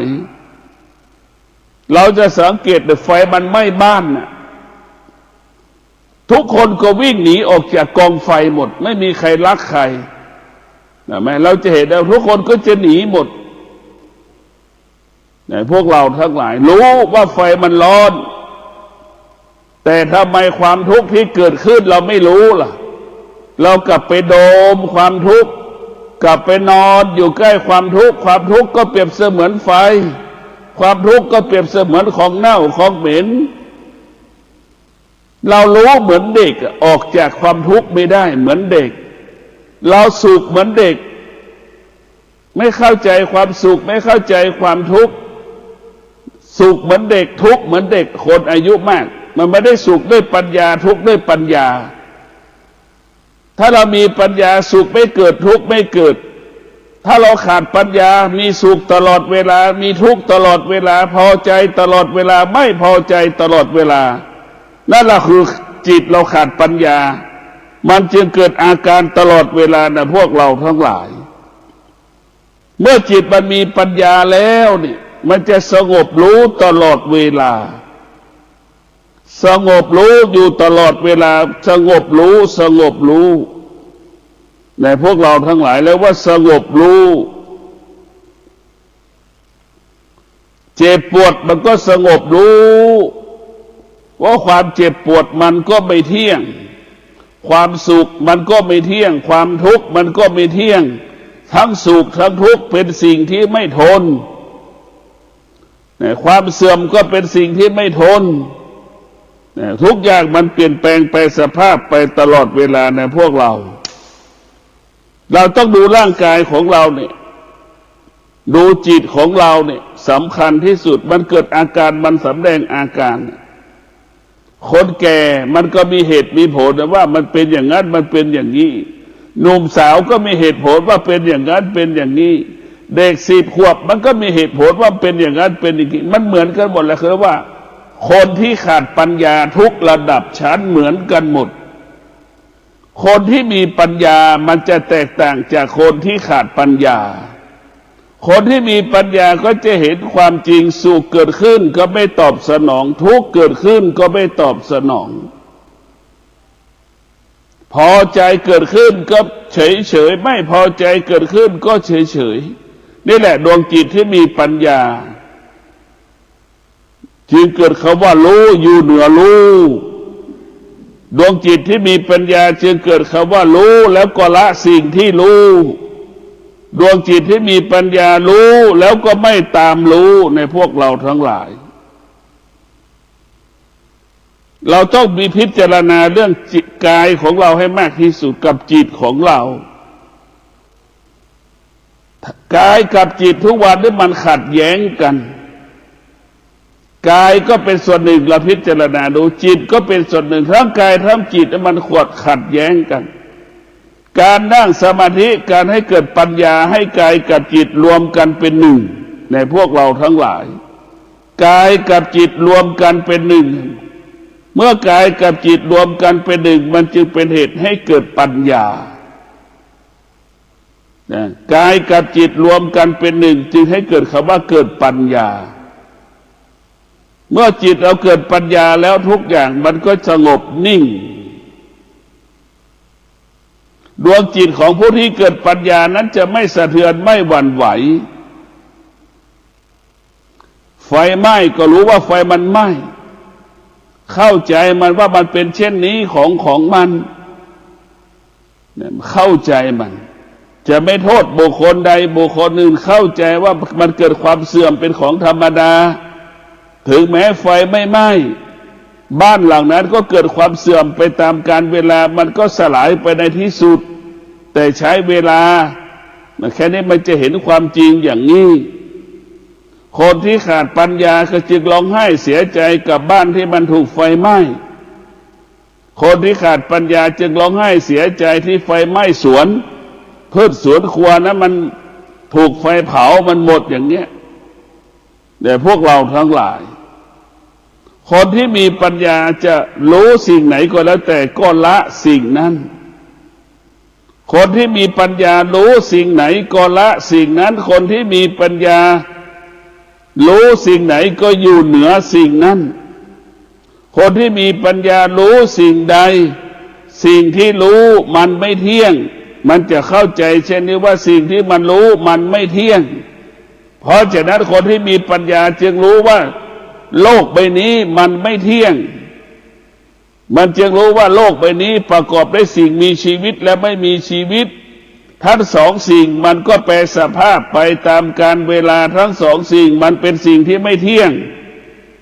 มันไม่เที่ยงเมื่อเรารู้ว่าสิ่งเหล่านี้มันไม่เที่ยง มันจึงเกิดคำว่ารู้เราไม่ยึดติดในสิ่งที่เรารู้นะมันจะไม่ยึดติดเลยพวกเราต้องพิจารณาชีวิตของเรานั้นมันไม่มีอะไรง่ายๆในพวกเราทั้งหลายมันจะง่ายเมื่อเรามีปัญญามันจะยากเมื่อเราขาดปัญญาเมื่อเรามีปัญญาคำว่าสะดวกสบายก็เกิดขึ้นกับเราเมื่อเราขาดปัญญาแล้วมีแต่คำว่ายากมีแต่คำว่ายากลำบากถ้าเรามีปัญญาจึงเกิดคำว่าสะดวกสบายทำอะไรก็ง่ายทำอะไรก็สะดวกนั่นแหละคือปัญญาจึงฝากให้พวกเราได้เข้าใจว่าชีวิตของเรานั้นประกอบไปด้วยปัญญาทุกอย่างจะเป็นประโยชน์ต่อร่างกายร่างกายก็จะเห็นสิ่งทุกอย่างเป็นประโยชน์ทุกอย่างจะเห็นจิตเป็นประโยชน์แต่สิ่งที่น่ากลัวที่สุดก็คือจิตเป็นโทษต่อร่างกายร่างกายเป็นโทษต่อจิตทั้งสองอย่างนี้มันกายที่สุดกับร่างกายเราก็เปรียบเสมือนฟืนจิตเราก็เหมือนไฟท้ายสุดมันก็เผาไหม้กันเองกิเลสทั้งหลายเนี่ยมันก็เป็นไฟร่างกายของเราเป็นบ่อเกิดของกิเลสมันจึงเผากันไม่จบไม่สิ้นในพวกเราทั้งหลายชีวิตของเราต้องอาศัยหลักธรรมคำสอนของพระพุทธเจ้าเราต้องอาศัยหลักธรรมคำสอนของพระพุทธเจ้าให้เกิดปัญญาให้มีปัญญาเมื่อเราเกิดปัญญาเรามีปัญญาแล้วพวกเราทั้งหลายชีวิตของเรานั้นจะสงบรู้ตลอดเวลาชีวิตเรามีปัญญาจิตเรามีปัญญาแล้วมันจะไม่สะเทือนไม่หวั่นไหวไม่สะเทือนไม่หวั่นไหวเมื่อจิตเรามีปัญญาแล้วมันไม่สะเทือนไม่หวั่นไหวใดๆทั้งสิ้นส่วนมากมันขาดปัญญาเมื่อขาดปัญญามันก็มีเหตุมีผลในพวกเรามีเหตุมีผลมีข้ออ้างมีข้อแก้ตัวสารพัดข้อแก้ตัวเหมือนลูกนะมีข้อแก้ตัวให้กับแม่แก้ตัวกับแม่ตัวเองสติกับปัญญานี่สำคัญถ้าเรามีสติกับปัญญาแล้วก็สำคัญหน้าที่ของสติอบรมจิตเราก็เปรียบเสมือนหวายเราจะงอเราจะโค้งมันได้ฝึกมันได้สติก็เหมือนช่างดัดหวายนะสติเปรียบเสมือนช่างดัดหวายจิตเราก็เปรียบเสมือนหวายเราจะงอเราจะโค้งเราจะให้มันตรงจะให้มันงอได้หมดจิตเราฝึกได้จิตเราก็เปรียบเสมือนก้อนหินสติก็เหมือนช่างแกะสลักให้หินนั้นเป็นรูปช้างรูปม้าเป็นรูปพุทธรูปเรียกว่าจิตจะมีคุณค่าถ้าจิตนั้นอาศัยสติด้านก้อนหินที่จะมีค่าอยู่ที่ช่างแกะสลักจิตเราเปรียบเสมือนก้อนหินสติก็เหมือนช่างแกะสลักนั่นแหละพวกเราทั้งหลายเราต้องพิจารณาถ้าตลับใดจิตของเราไปอาศัยความคิดแต่มาจิตเราไปอาศัยความคิดมันจะเป็นทุกข์ตลอดเวลาเรียกว่าเราจิตไปอาศัยความคิดมันก็จะสนใจสิ่งภายนอกกายถ้าจิตเราอาศัยสติมันจะสนใจกายกับจิตกายกับจิตเป็นต้นกำเนิดของธรรมจะเกิดขึ้นที่กายกับจิตจึงเกิดคำรู้อะไรสิ่งที่ต้องรู้ก็รู้ลมหายใจเข้านี่แหละรู้ลมหายใจออกนี่แหละเป็นยอดของการรู้จะรู้พระธรรม84,000พระธรรมขันธ์ก็สู้รู้ลมหายใจเข้าไม่ได้รู้ลมหายใจออกไม่ได้รู้ลมหายใจที่มันละเอียดไม่ได้รู้ลมหายใจหยาบไม่ได้รู้ลมหายใจที่มันสั้นมันยาวไม่ได้ในพวกเราทั้งหลาย เมื่อเรารู้ลมหายใจเข้าเมื่อเรารู้ลมหายใจออกเท่ากับเรารู้พระธรรม84,000พระธรรมขันธ์แต่พวกเราทั้งหลายตัวรู้ก็คือรู้อาการของลมหายใจเข้าของเราที่สำคัญรู้อาการลมหายใจออกนี่แหละ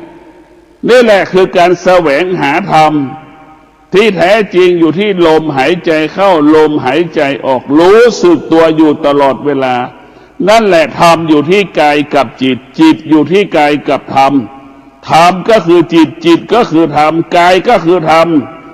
นะพวกเราทั้งหลายธรรมก็คือกายนั่นแหละมันก็อยู่ที่เดียวกันหมดพระพุทธเจ้าก็เกิดจากท้องแม่ทั้งแหละพระอรหันต์ก็เกิดจากท้องแม่นั่นแหละมนุษย์ทุกคนก็เกิดจากท้องแม่หมดมันก็บอกว่าทุกอย่างมันเกิดที่เดียวกันโจรก็เกิดขึ้นได้เกิดจากท้องแม่นั่นแหละพระชั่วพระดีก็เกิดจากท้องแม่นั่นแหละคนชั่วคนดีก็เกิดจากท้องแม่นั่นแหละเราจะเห็นว่าถ้ามีปัญญาเราจึงรู้ว่าชั่วก็ดีดีก็ดีเกิดที่เดียวกันเกิดที่เดียวกันการก่อการกำเนิดก็คือความอยากทั้งหลายความอยากเหล่านั้นไปอาศัยกายไปอาศัยรูปไปอาศัยนามนี่เราไปอาศัยหมดความอยากทั้งหลายเป็นบ่อเกิดของกิเลสความอยากทั้งหลายเป็นก่อการกำเนิดมนุษย์เมื่อความอยากไม่ตอบสนองมันก็จะทำลายความอยากนั้นหมดสิ้นแต่พวกเราทั้งหลายเราต้องมีสติพิจารณาทุกวันแต่เราต้องรู้แล้วว่าบุคคลที่ไม่ได้ฝึกฝนจิตนั้นจิตมันก็หยาบจิตมันก็ไม่ละเอียดมันจึงไม่รู้สิ่งที่คนอื่นเขารู้ผู้บุคคลที่ไม่ได้ฝึกจิตมันไม่รู้ว่าบุญมันไม่รู้ว่าบาปเพราะจิตมันหยาบเมื่อจิตมันหยาบบาปก็ไม่มีบุญก็ไม่มีมันก็ไม่รู้จักบาปไม่รู้จักบุญไม่รู้สิ่งไหนเป็นกุศลสิ่งไหนเป็นกุศลเนี่ยมันไม่รู้สิ่งไหนเป็นธรรมมันก็ไม่รู้สิ่งไหนไม่เป็นธรรมมันก็ไม่รู้ผู้ที่ไม่ได้ฝึกฝนจิตมันหยาบจิตมันไม่ละเอียดมันจึงตกอยู่ใต้อำนาจสิ่งที่รู้ทั้งหมดทั้งสิ้นและมันก็แยกไม่ได้เหมือนเด็ก10 ขวบนะดีมันก็ไม่รู้ไม่ดีมันก็ไม่รู้เห็นไหมมันไม่รู้สักอย่างในเด็ก10 ขวบบุคคลที่ไม่ได้ฝึกฝนจิตก็เป็นเช่นเด็กถ้าเราฝึกฝนจิตของเราก็เปรียบเสมือนพ่อแม่จิตเราได้รับการฝึกฝนอบรมจิตเราเป็นดั่งพ่อและแม่เป็นผู้รับผิดชอบชีวิตลูกจะต้องหาอาหารให้ลูกกินทั้ง3 มื้อจะต้องดูแลลูกจะต้องสนใจลูกเห็นไหมนั่นแหละจิตที่มันละเอียดมันจะจิตที่มันละเอียดแล้วมันจะสนใจลูกให้ความสำคัญกับลูก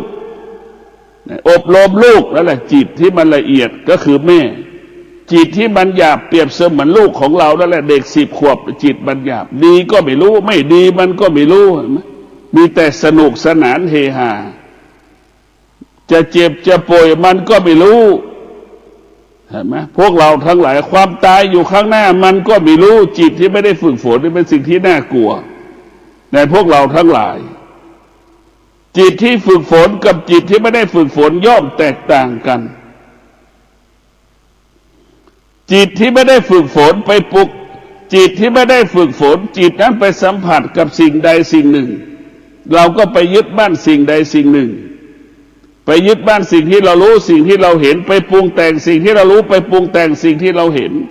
เหมือนศิลปินแห่งชาติเอาผู้การไปแต้มสีนะจิตเราจะไปปรุงแต่งเหมือนศิลปินคิดเองเองเป็นอย่างนั้นแหละปรุงจิตปรุงแต่งอยากเห็นศิลปินนะเอาผู้การไปแต้มสีคิดเองเองเป็นความจริงเฉพาะคนวาดเป็นความจริงสำหรับคนคิด ผู้ที่ไม่ได้ฝึกฝนจิตมันก็ไม่สามารถแยกแยะสิ่งที่เป็นอกุศลสิ่งที่เป็นกุศลออกจากจิตเราได้แยกไม่ได้อีกนะพวกเราทั้งหลายจิตที่ไม่ได้ฝึกฝนนะมันก็อยู่กับสิ่งที่เป็นอกุศลก็ไม่รู้อยู่กับสิ่งที่เป็นกุศลก็ไม่รู้นะมันไม่รู้แบบนั้นนะพวกเราทั้งหลายจิตที่ไม่ได้ฝึกฝนจิตเราเหมือนเด็กมันแยกไม่ออกพวกเราทั้งหลายจิตที่ไม่ได้ฝึกฝนเนี่ยจิตเราก็วกไปวนมาเหมือนงัวควายอยู่ในคอกวกไปวนมา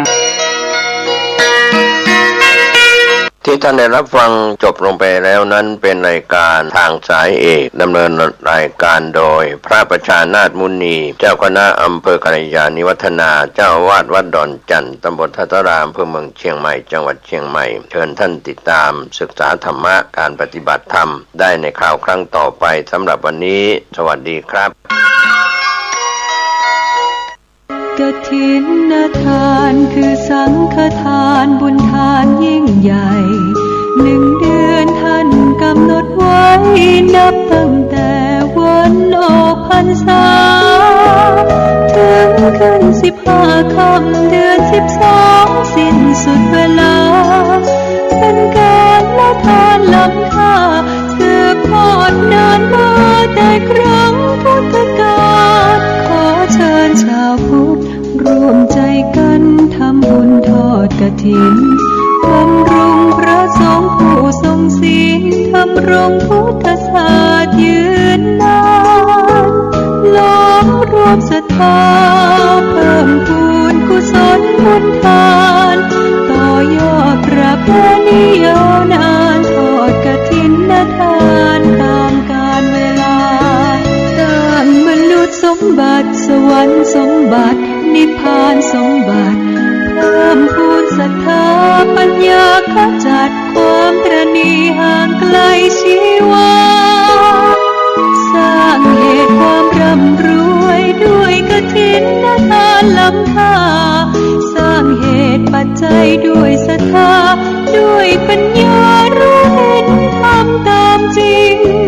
ขอเชิญสาธุชนสร้างบุญกุศลยิ่งใหญ่ร่วมทอดกฐินด้วยใจสร้างหลักชัยชีวิตให้พึ่งพิงทานศีลภาวนาทำให้ครบถ้วนเกิดสุขแท้จริงเพิ่มบุญกุศลสูงยิ่งบุญทอดกฐินทา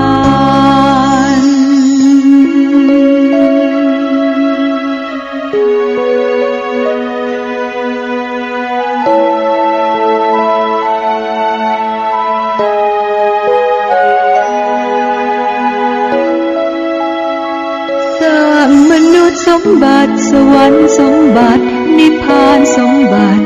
เพิ่มพูนศรัทธาปัญญาขจัดความตระหนี่ห่างไกลชีวา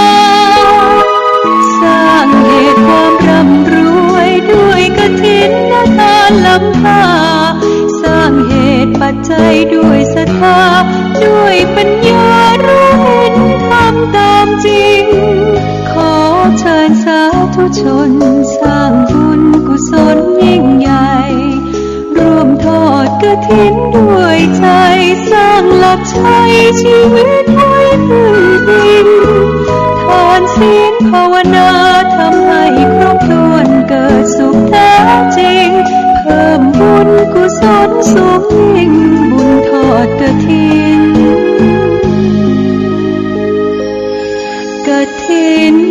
ทาน ข่าวสารเพื่อการประชาสัมพันธ์งานบุญงานกุศลกำหนดการทำบุญทอดกฐินสามัคคีของวัดป่าแดงมหาวิหารตำบลตุเทพอำเภอเมืองจังหวัดเชียงใหม่ตรงกับวันพุธที่29ตุลาคมพุทธศักราช2568เวลา 9 นาฬิกาเป็นต้นไปโดยมีรองศาสตราจารย์ดร.ธงชัยฟองสมุทรคณบดีคณะวิศวกรรมศาสตร์มหาวิทยาลัยเชียงใหม่พร้อมผู้บริหารคณาจารย์และนักศึกษาคณะศรัทธาของวัดป่าแดงมหาวิหาร ศรัทธาภายในภายนอกที่มาร่วมงานทำบุญทอดกฐินสามัคคีประจำปี 2568 เพื่อสมทบทุนสร้างศูนย์เรียนรู้และพิพิธภัณฑ์พระเจ้าจิโรกราชวัดป่าแดงมหาวิหารท่านที่ร่วมทำบุญทอดกฐินติดต่อสอบถามและร่วมทำบุญทอดกฐินได้ที่ 0818815690 ได้ทุกวันพุธที่ 29 ตุลาคมเวลา 9 นาฬิกาเป็นต้นไปโดยการนำของรองศาสตราจารย์ดร.ธงชัยฟองสมุทรคณบดีคณะวิศวกรรมศาสตร์มหาวิทยาลัยเชียงใหม่พร้อมคณะผู้บริหารคณาจารย์และนักศึกษารวมไปถึงศรัทธาของวัดป่าแดงมหาวิหารศรัทธาภายในภายนอกร่วมกันทำบุญทอดกฐินสามัคคีได้บุญได้ความดีโดยทั่วหน้ากัน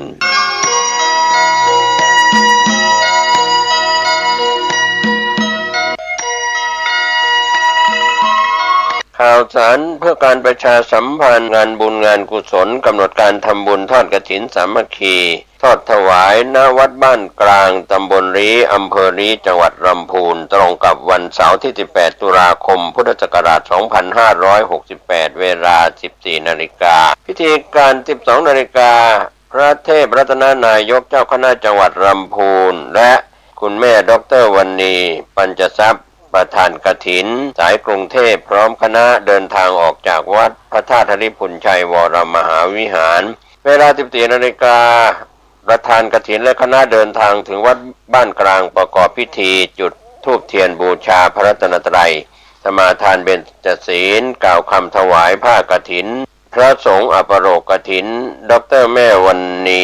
ปัญจทรัพย์มอบเงินขวัญถุงประธานสงฆ์และประธานฝ่ายคารวาสกล่าวสัมโมทนียกถาถวายจตุปัจจัยทายทานแด่พระสงฆ์อนุโมทนารับของที่ระลึกวัตถุมงคลเป็นเสร็จพิธีและก็เชิญแขกผู้มีเกียรติร่วมรับประทานอาหารก็เป็นงานบุญงานกุศลทำบุญทอดกฐินสามัคคีของวัดบ้านกลางตำบลรีอำเภอรีจังหวัดลำพูนวันเสาร์ที่ 18 ตุลาคม 2568 เวลา 14 นาฬิกาเชิญท่านร่วมบุญร่วมกุศลในงานทอดกฐินสามัคคีในคราวครั้งนี้ได้ความดีได้ความโดยทั่วหน้ากัน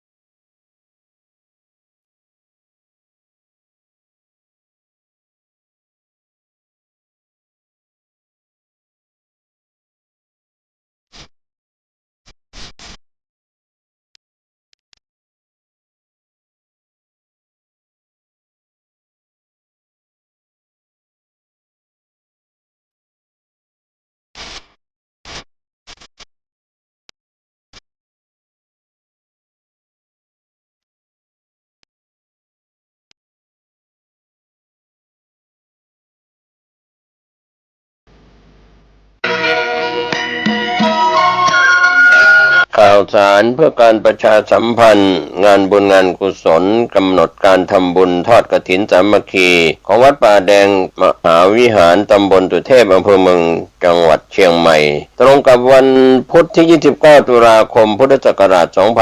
2568 เวลา 9 นาฬิกาเป็นต้นไปโดยมีรองศาสตราจารย์ดร.ธงชัยฟองสมุทรคณบดีคณะวิศวกรรมศาสตร์มหาวิทยาลัยเชียงใหม่พร้อมผู้บริหารคณาจารย์และนักศึกษาคณะศรัทธาของวัดป่าแดงมหาวิหารศรัทธาภายในภายนอกที่มาร่วมงานทำบุญทอดกฐินสามัคคีประจำปี 2568 เพื่อสมทบทุนสร้างศูนย์เรียนรู้และพิพิธภัณฑ์พระเจ้าจิโรกราชวัดป่าแดงมหาวิหารท่านที่ร่วมทำบุญทอดกฐินติดต่อสอบถามและร่วมทำบุญทอดกฐินได้ที่ 0818815690 ได้ทุกวันพุธที่ 29 ตุลาคมเวลา 9 นาฬิกาเป็นต้นไปโดยการนำของรองศาสตราจารย์ดร.ธงชัยฟองสมุทรคณบดีคณะวิศวกรรมศาสตร์มหาวิทยาลัยเชียงใหม่พร้อมคณะผู้บริหารคณาจารย์และนักศึกษารวมไปถึงศรัทธาของวัดป่าแดงมหาวิหารศรัทธาภายในภายนอกร่วมกันทำบุญทอดกฐินสามัคคีได้บุญได้ความดีโดยทั่วหน้ากัน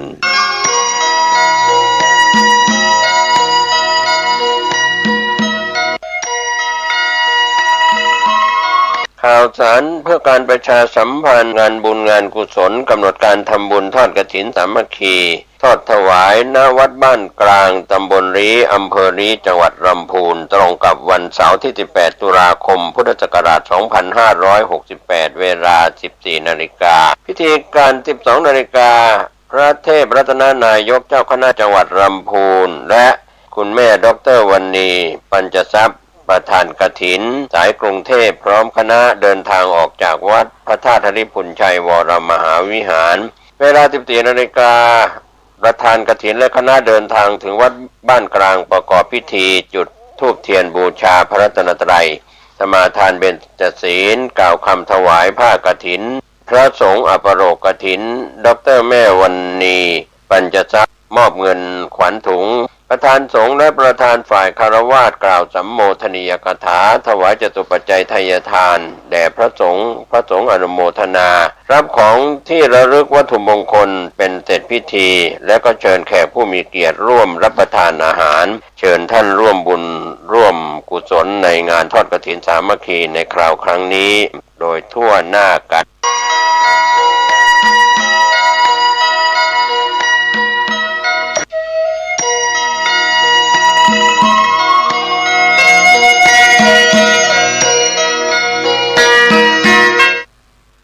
ข่าวสารเพื่อการประชาสัมพันธ์ขอเชิญร่วมทำบุญทอดกฐินสามัคคีณสำนักวิปัสสนาทางสายเอกหลวงปู่มั่นดอยนางเมาะอำเภอแม่อ่อนจังหวัดเชียงใหม่วันที่ 12 ตุลาคมพุทธศักราช 2568 เวลา 9 นาฬิกาจัดพิธีที่สำนักวิปัสสนาทางสายเอกหลวงปู่มั่นดอยนางเมาะอำเภอแม่อ่อนเวลา 13 นาฬิกาทอดถวายผ้ากฐินกับพระภิกษุที่จำพรรษาท่วนไตรมาสสอบถามรายละเอียดเพิ่มเติมได้ที่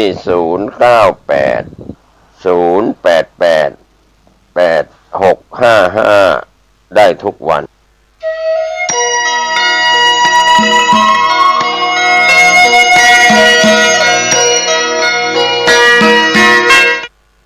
ข่าวสารเพื่อการประชาสัมพันธ์ขอเชิญชวนผู้ใจบุญใจกุศลร่วมทำบุญทอดกฐินสามัคคีเป็นกฐินสามัคคีเลี้ยงเด็กกำพร้าวัดดอนจันทร์ตำบลท่าสารามอำเภอเมืองเชียงใหม่จังหวัดเชียงใหม่ตรงกับวันเสาร์ที่ 11 ตุลาคม 2568 ก็เป็นกฐินสามัคคีในโอกาสที่วัดดอนจันทร์เป็นส่วนหนึ่งของแผ่นดินวัดดอนจันทร์ระลึกนึกถึงคุณของแผ่นดินมีโครงการตอบแทนคุณแผ่นดินทดแทนคุณของพระมหากษัตริย์วัดดอนจันทร์ตั้งโครงการพัฒนาคุณภาพชีวิตเด็กกำพร้าเด็กยากจนเด็กถูกทอดทิ้งเด็กด้อยโอกาสดังนั้นวัดดอนจันทร์ก็ได้อุปการะดูแลเด็กกำพร้าเหล่านี้เป็นเวลา 40 ปีก็เชิญชวนท่านทั้งหลายร่วมงานบุญทอดกฐินสามัคคีกับพระภิกษุที่จำพรรษาท่วนไตรมาสของวัดดอนจันทร์ตรงกับวันเสาร์ที่ 11 ตุลาคมพุทธศักราช 2568 ช่วงเช้า 8:40 นาทีคณะผู้ใจบุญพร้อมกันณวิหารหลวงวัดดอนจันทร์ 9:30 นาทีไหว้พระสมาทานศีลพระสงฆ์เจริญพุทธมนต์สืบชะตา 10:15 นาทีคณะผู้ใจบุญถวายผ้ากฐิน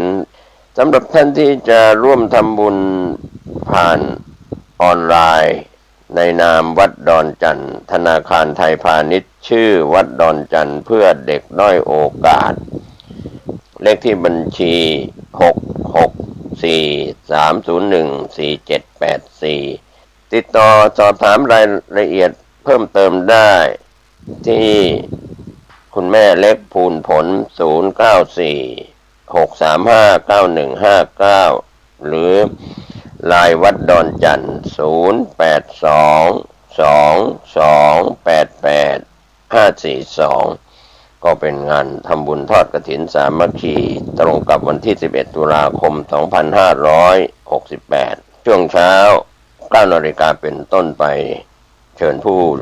ใจบุญใจกุศลร่วมทำบุญทอดกฐินสามัคคีโดยพร้อมเพรียงกัน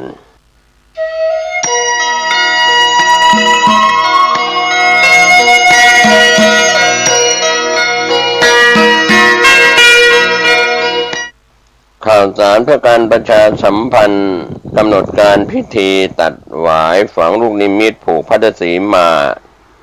ณวัดป่าไผ่ตำบล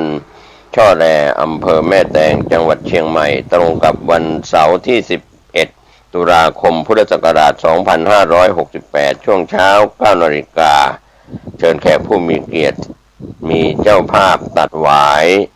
เส้นบริวารพิธี 9 นาฬิกา 30 นาที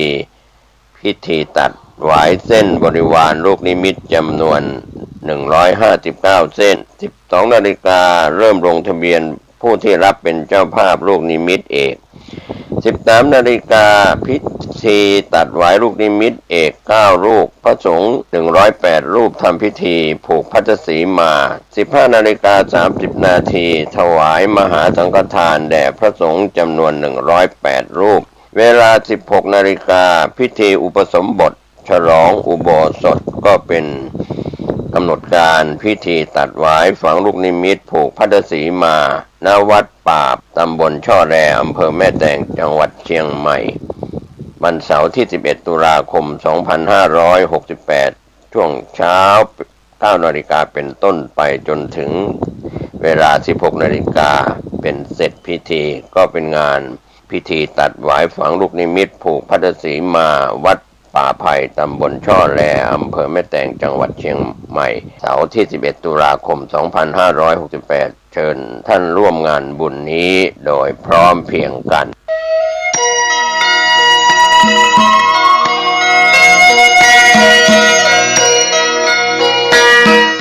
กฐินทานคือสังฆทานบุญทานยิ่งใหญ่1 เดือนท่านกำหนดไว้นับตั้งแต่วันออกพรรษาถึงขึ้น15 ค่ำเดือน12สิ้นสุดเวลาเป็นการละทานล้ำค่า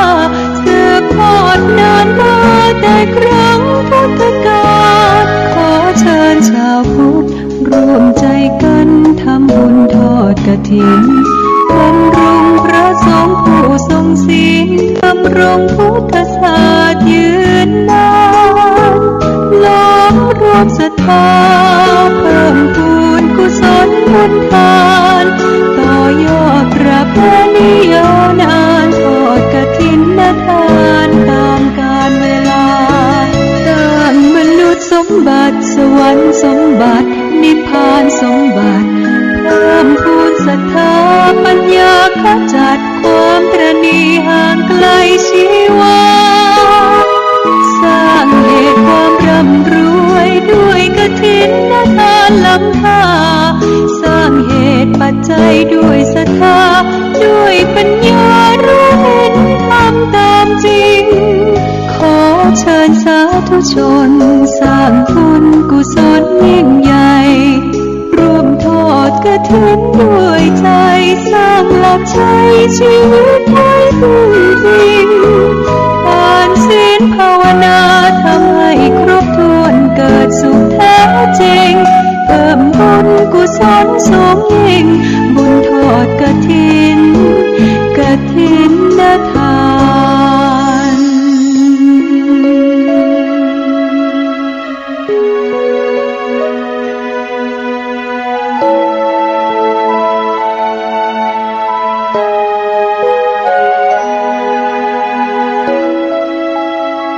สร้างมนุษย์สมบัติสวรรค์สมบัตินิพพานสมบัติ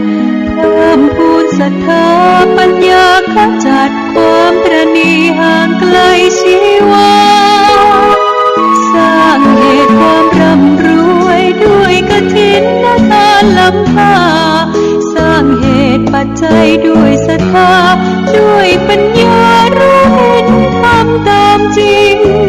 ขอเชิญสาธุชนสร้างบุญกุศลยิ่งใหญ่ร่วมทอดกฐินด้วยใจสร้างหลักชัยชีวิตให้พึ่งพิงทานศีลภาวนาทำให้ครบถ้วนเกิดสุขแท้จริงเพิ่มบุญกุศลสูงยิ่งบุญทอดกฐิน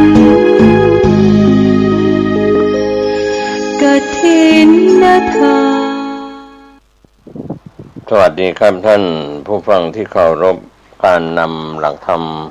ที่ชวนท่านผู้ฟังศึกษาตามและร่วมกันคิดร่วมกันพิจารณาหลักธรรมนั้นก็เป็นส่วนที่ทำให้คนเราได้สติได้ปัญญาเรื่องของสิ่งที่เราควรคิดกันในปัจจุบันนะครับในสถาบันครอบครัวเราก็อาจจะเป็นครอบครัวที่ไม่อบอุ่นวันนี้ผมเกษตรเพชรมิตรก็เป็นส่วนหนึ่งนะครับที่เราจะร่วมกันกับท่านผู้ฟังที่มีปัญญาบารมีดีอยู่แล้วก็มีส่วนที่เราหลายคนหลายท่านก็ได้บ่งบอกถึงสถาบันครอบครัวของเรานะครับที่จะต้องแสดงออกซึ่งความรักพ่อแม่ลูกหลานเหลน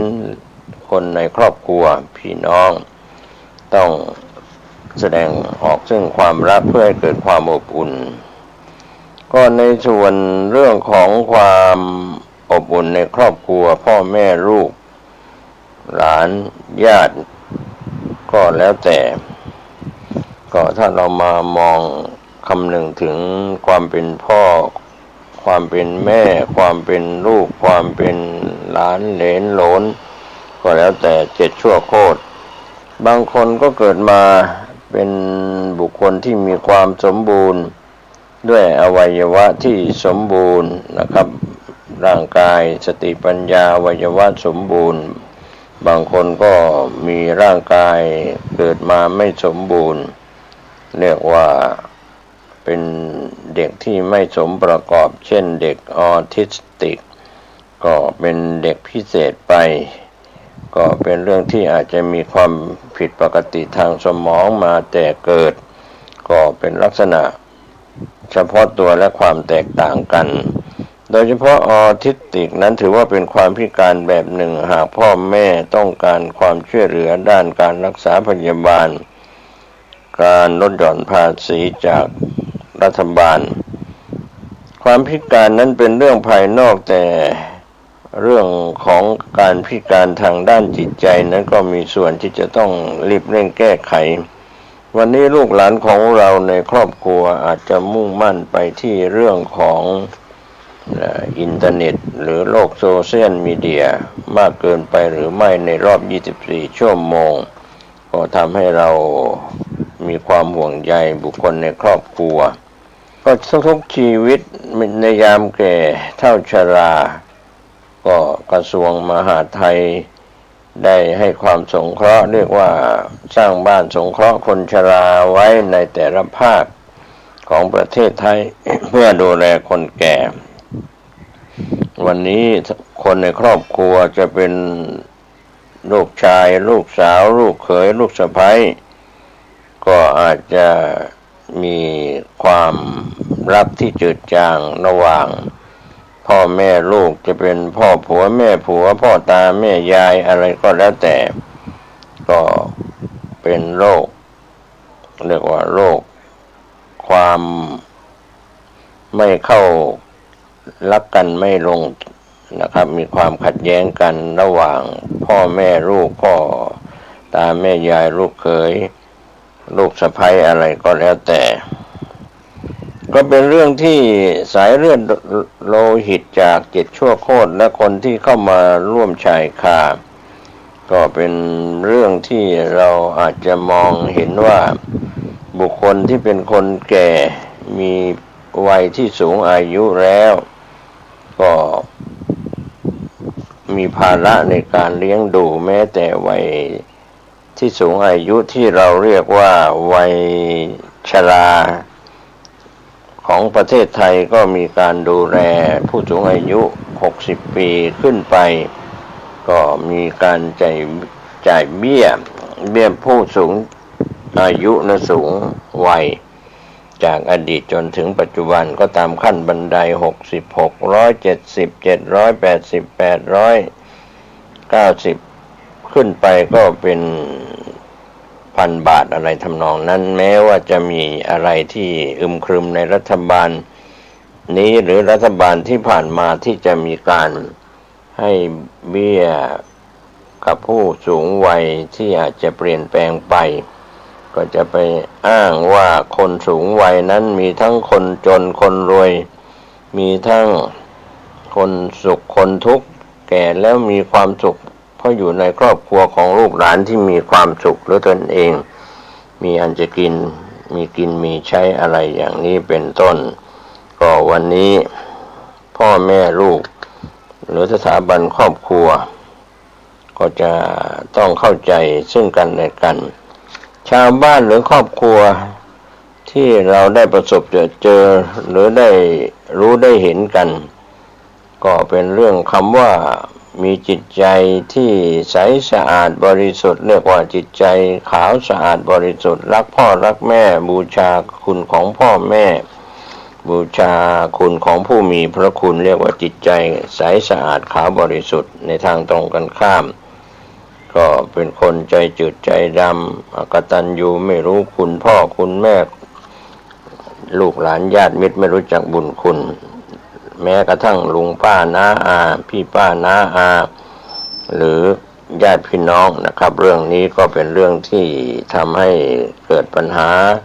ของสังคมในครอบครัวเล็กๆบานปลายเป็นปัญหาสังคมของประเทศก็เป็นเรื่องที่เราอาจจะมองและลืมนึกไปในวันที่เราลืมตามาดูโลกนี้คำว่าเด็กนั้นเด็กหญิงเด็กชายกุมารเด็กชายเด็กหญิงก็เรียกลืมตามาแล้วจำความได้เรียกพ่อเรียกแม่แล้วก็เติบโตตามวัยนะครับก็เป็นเรื่องที่มีวัยในช่วงเติบโตมาแล้วก็เป็นวัยของการศึกษาเราเรียนจบการศึกษาเราเรียนก็เป็นเรื่องที่มีงานทำอะไรอย่างนี้ส่วนใหญ่ลูกหลานที่จบการศึกษาไม่ว่าจะเป็นปริญญาตรีโทเอกจะดีกรีเกียรตินิยมอันดับอะไรก็แล้วแต่ก็เป็นส่วนที่เขาจะถูกประวัติในการสอบถามก่อนเข้าทำงานว่าจบปริญญาอะไร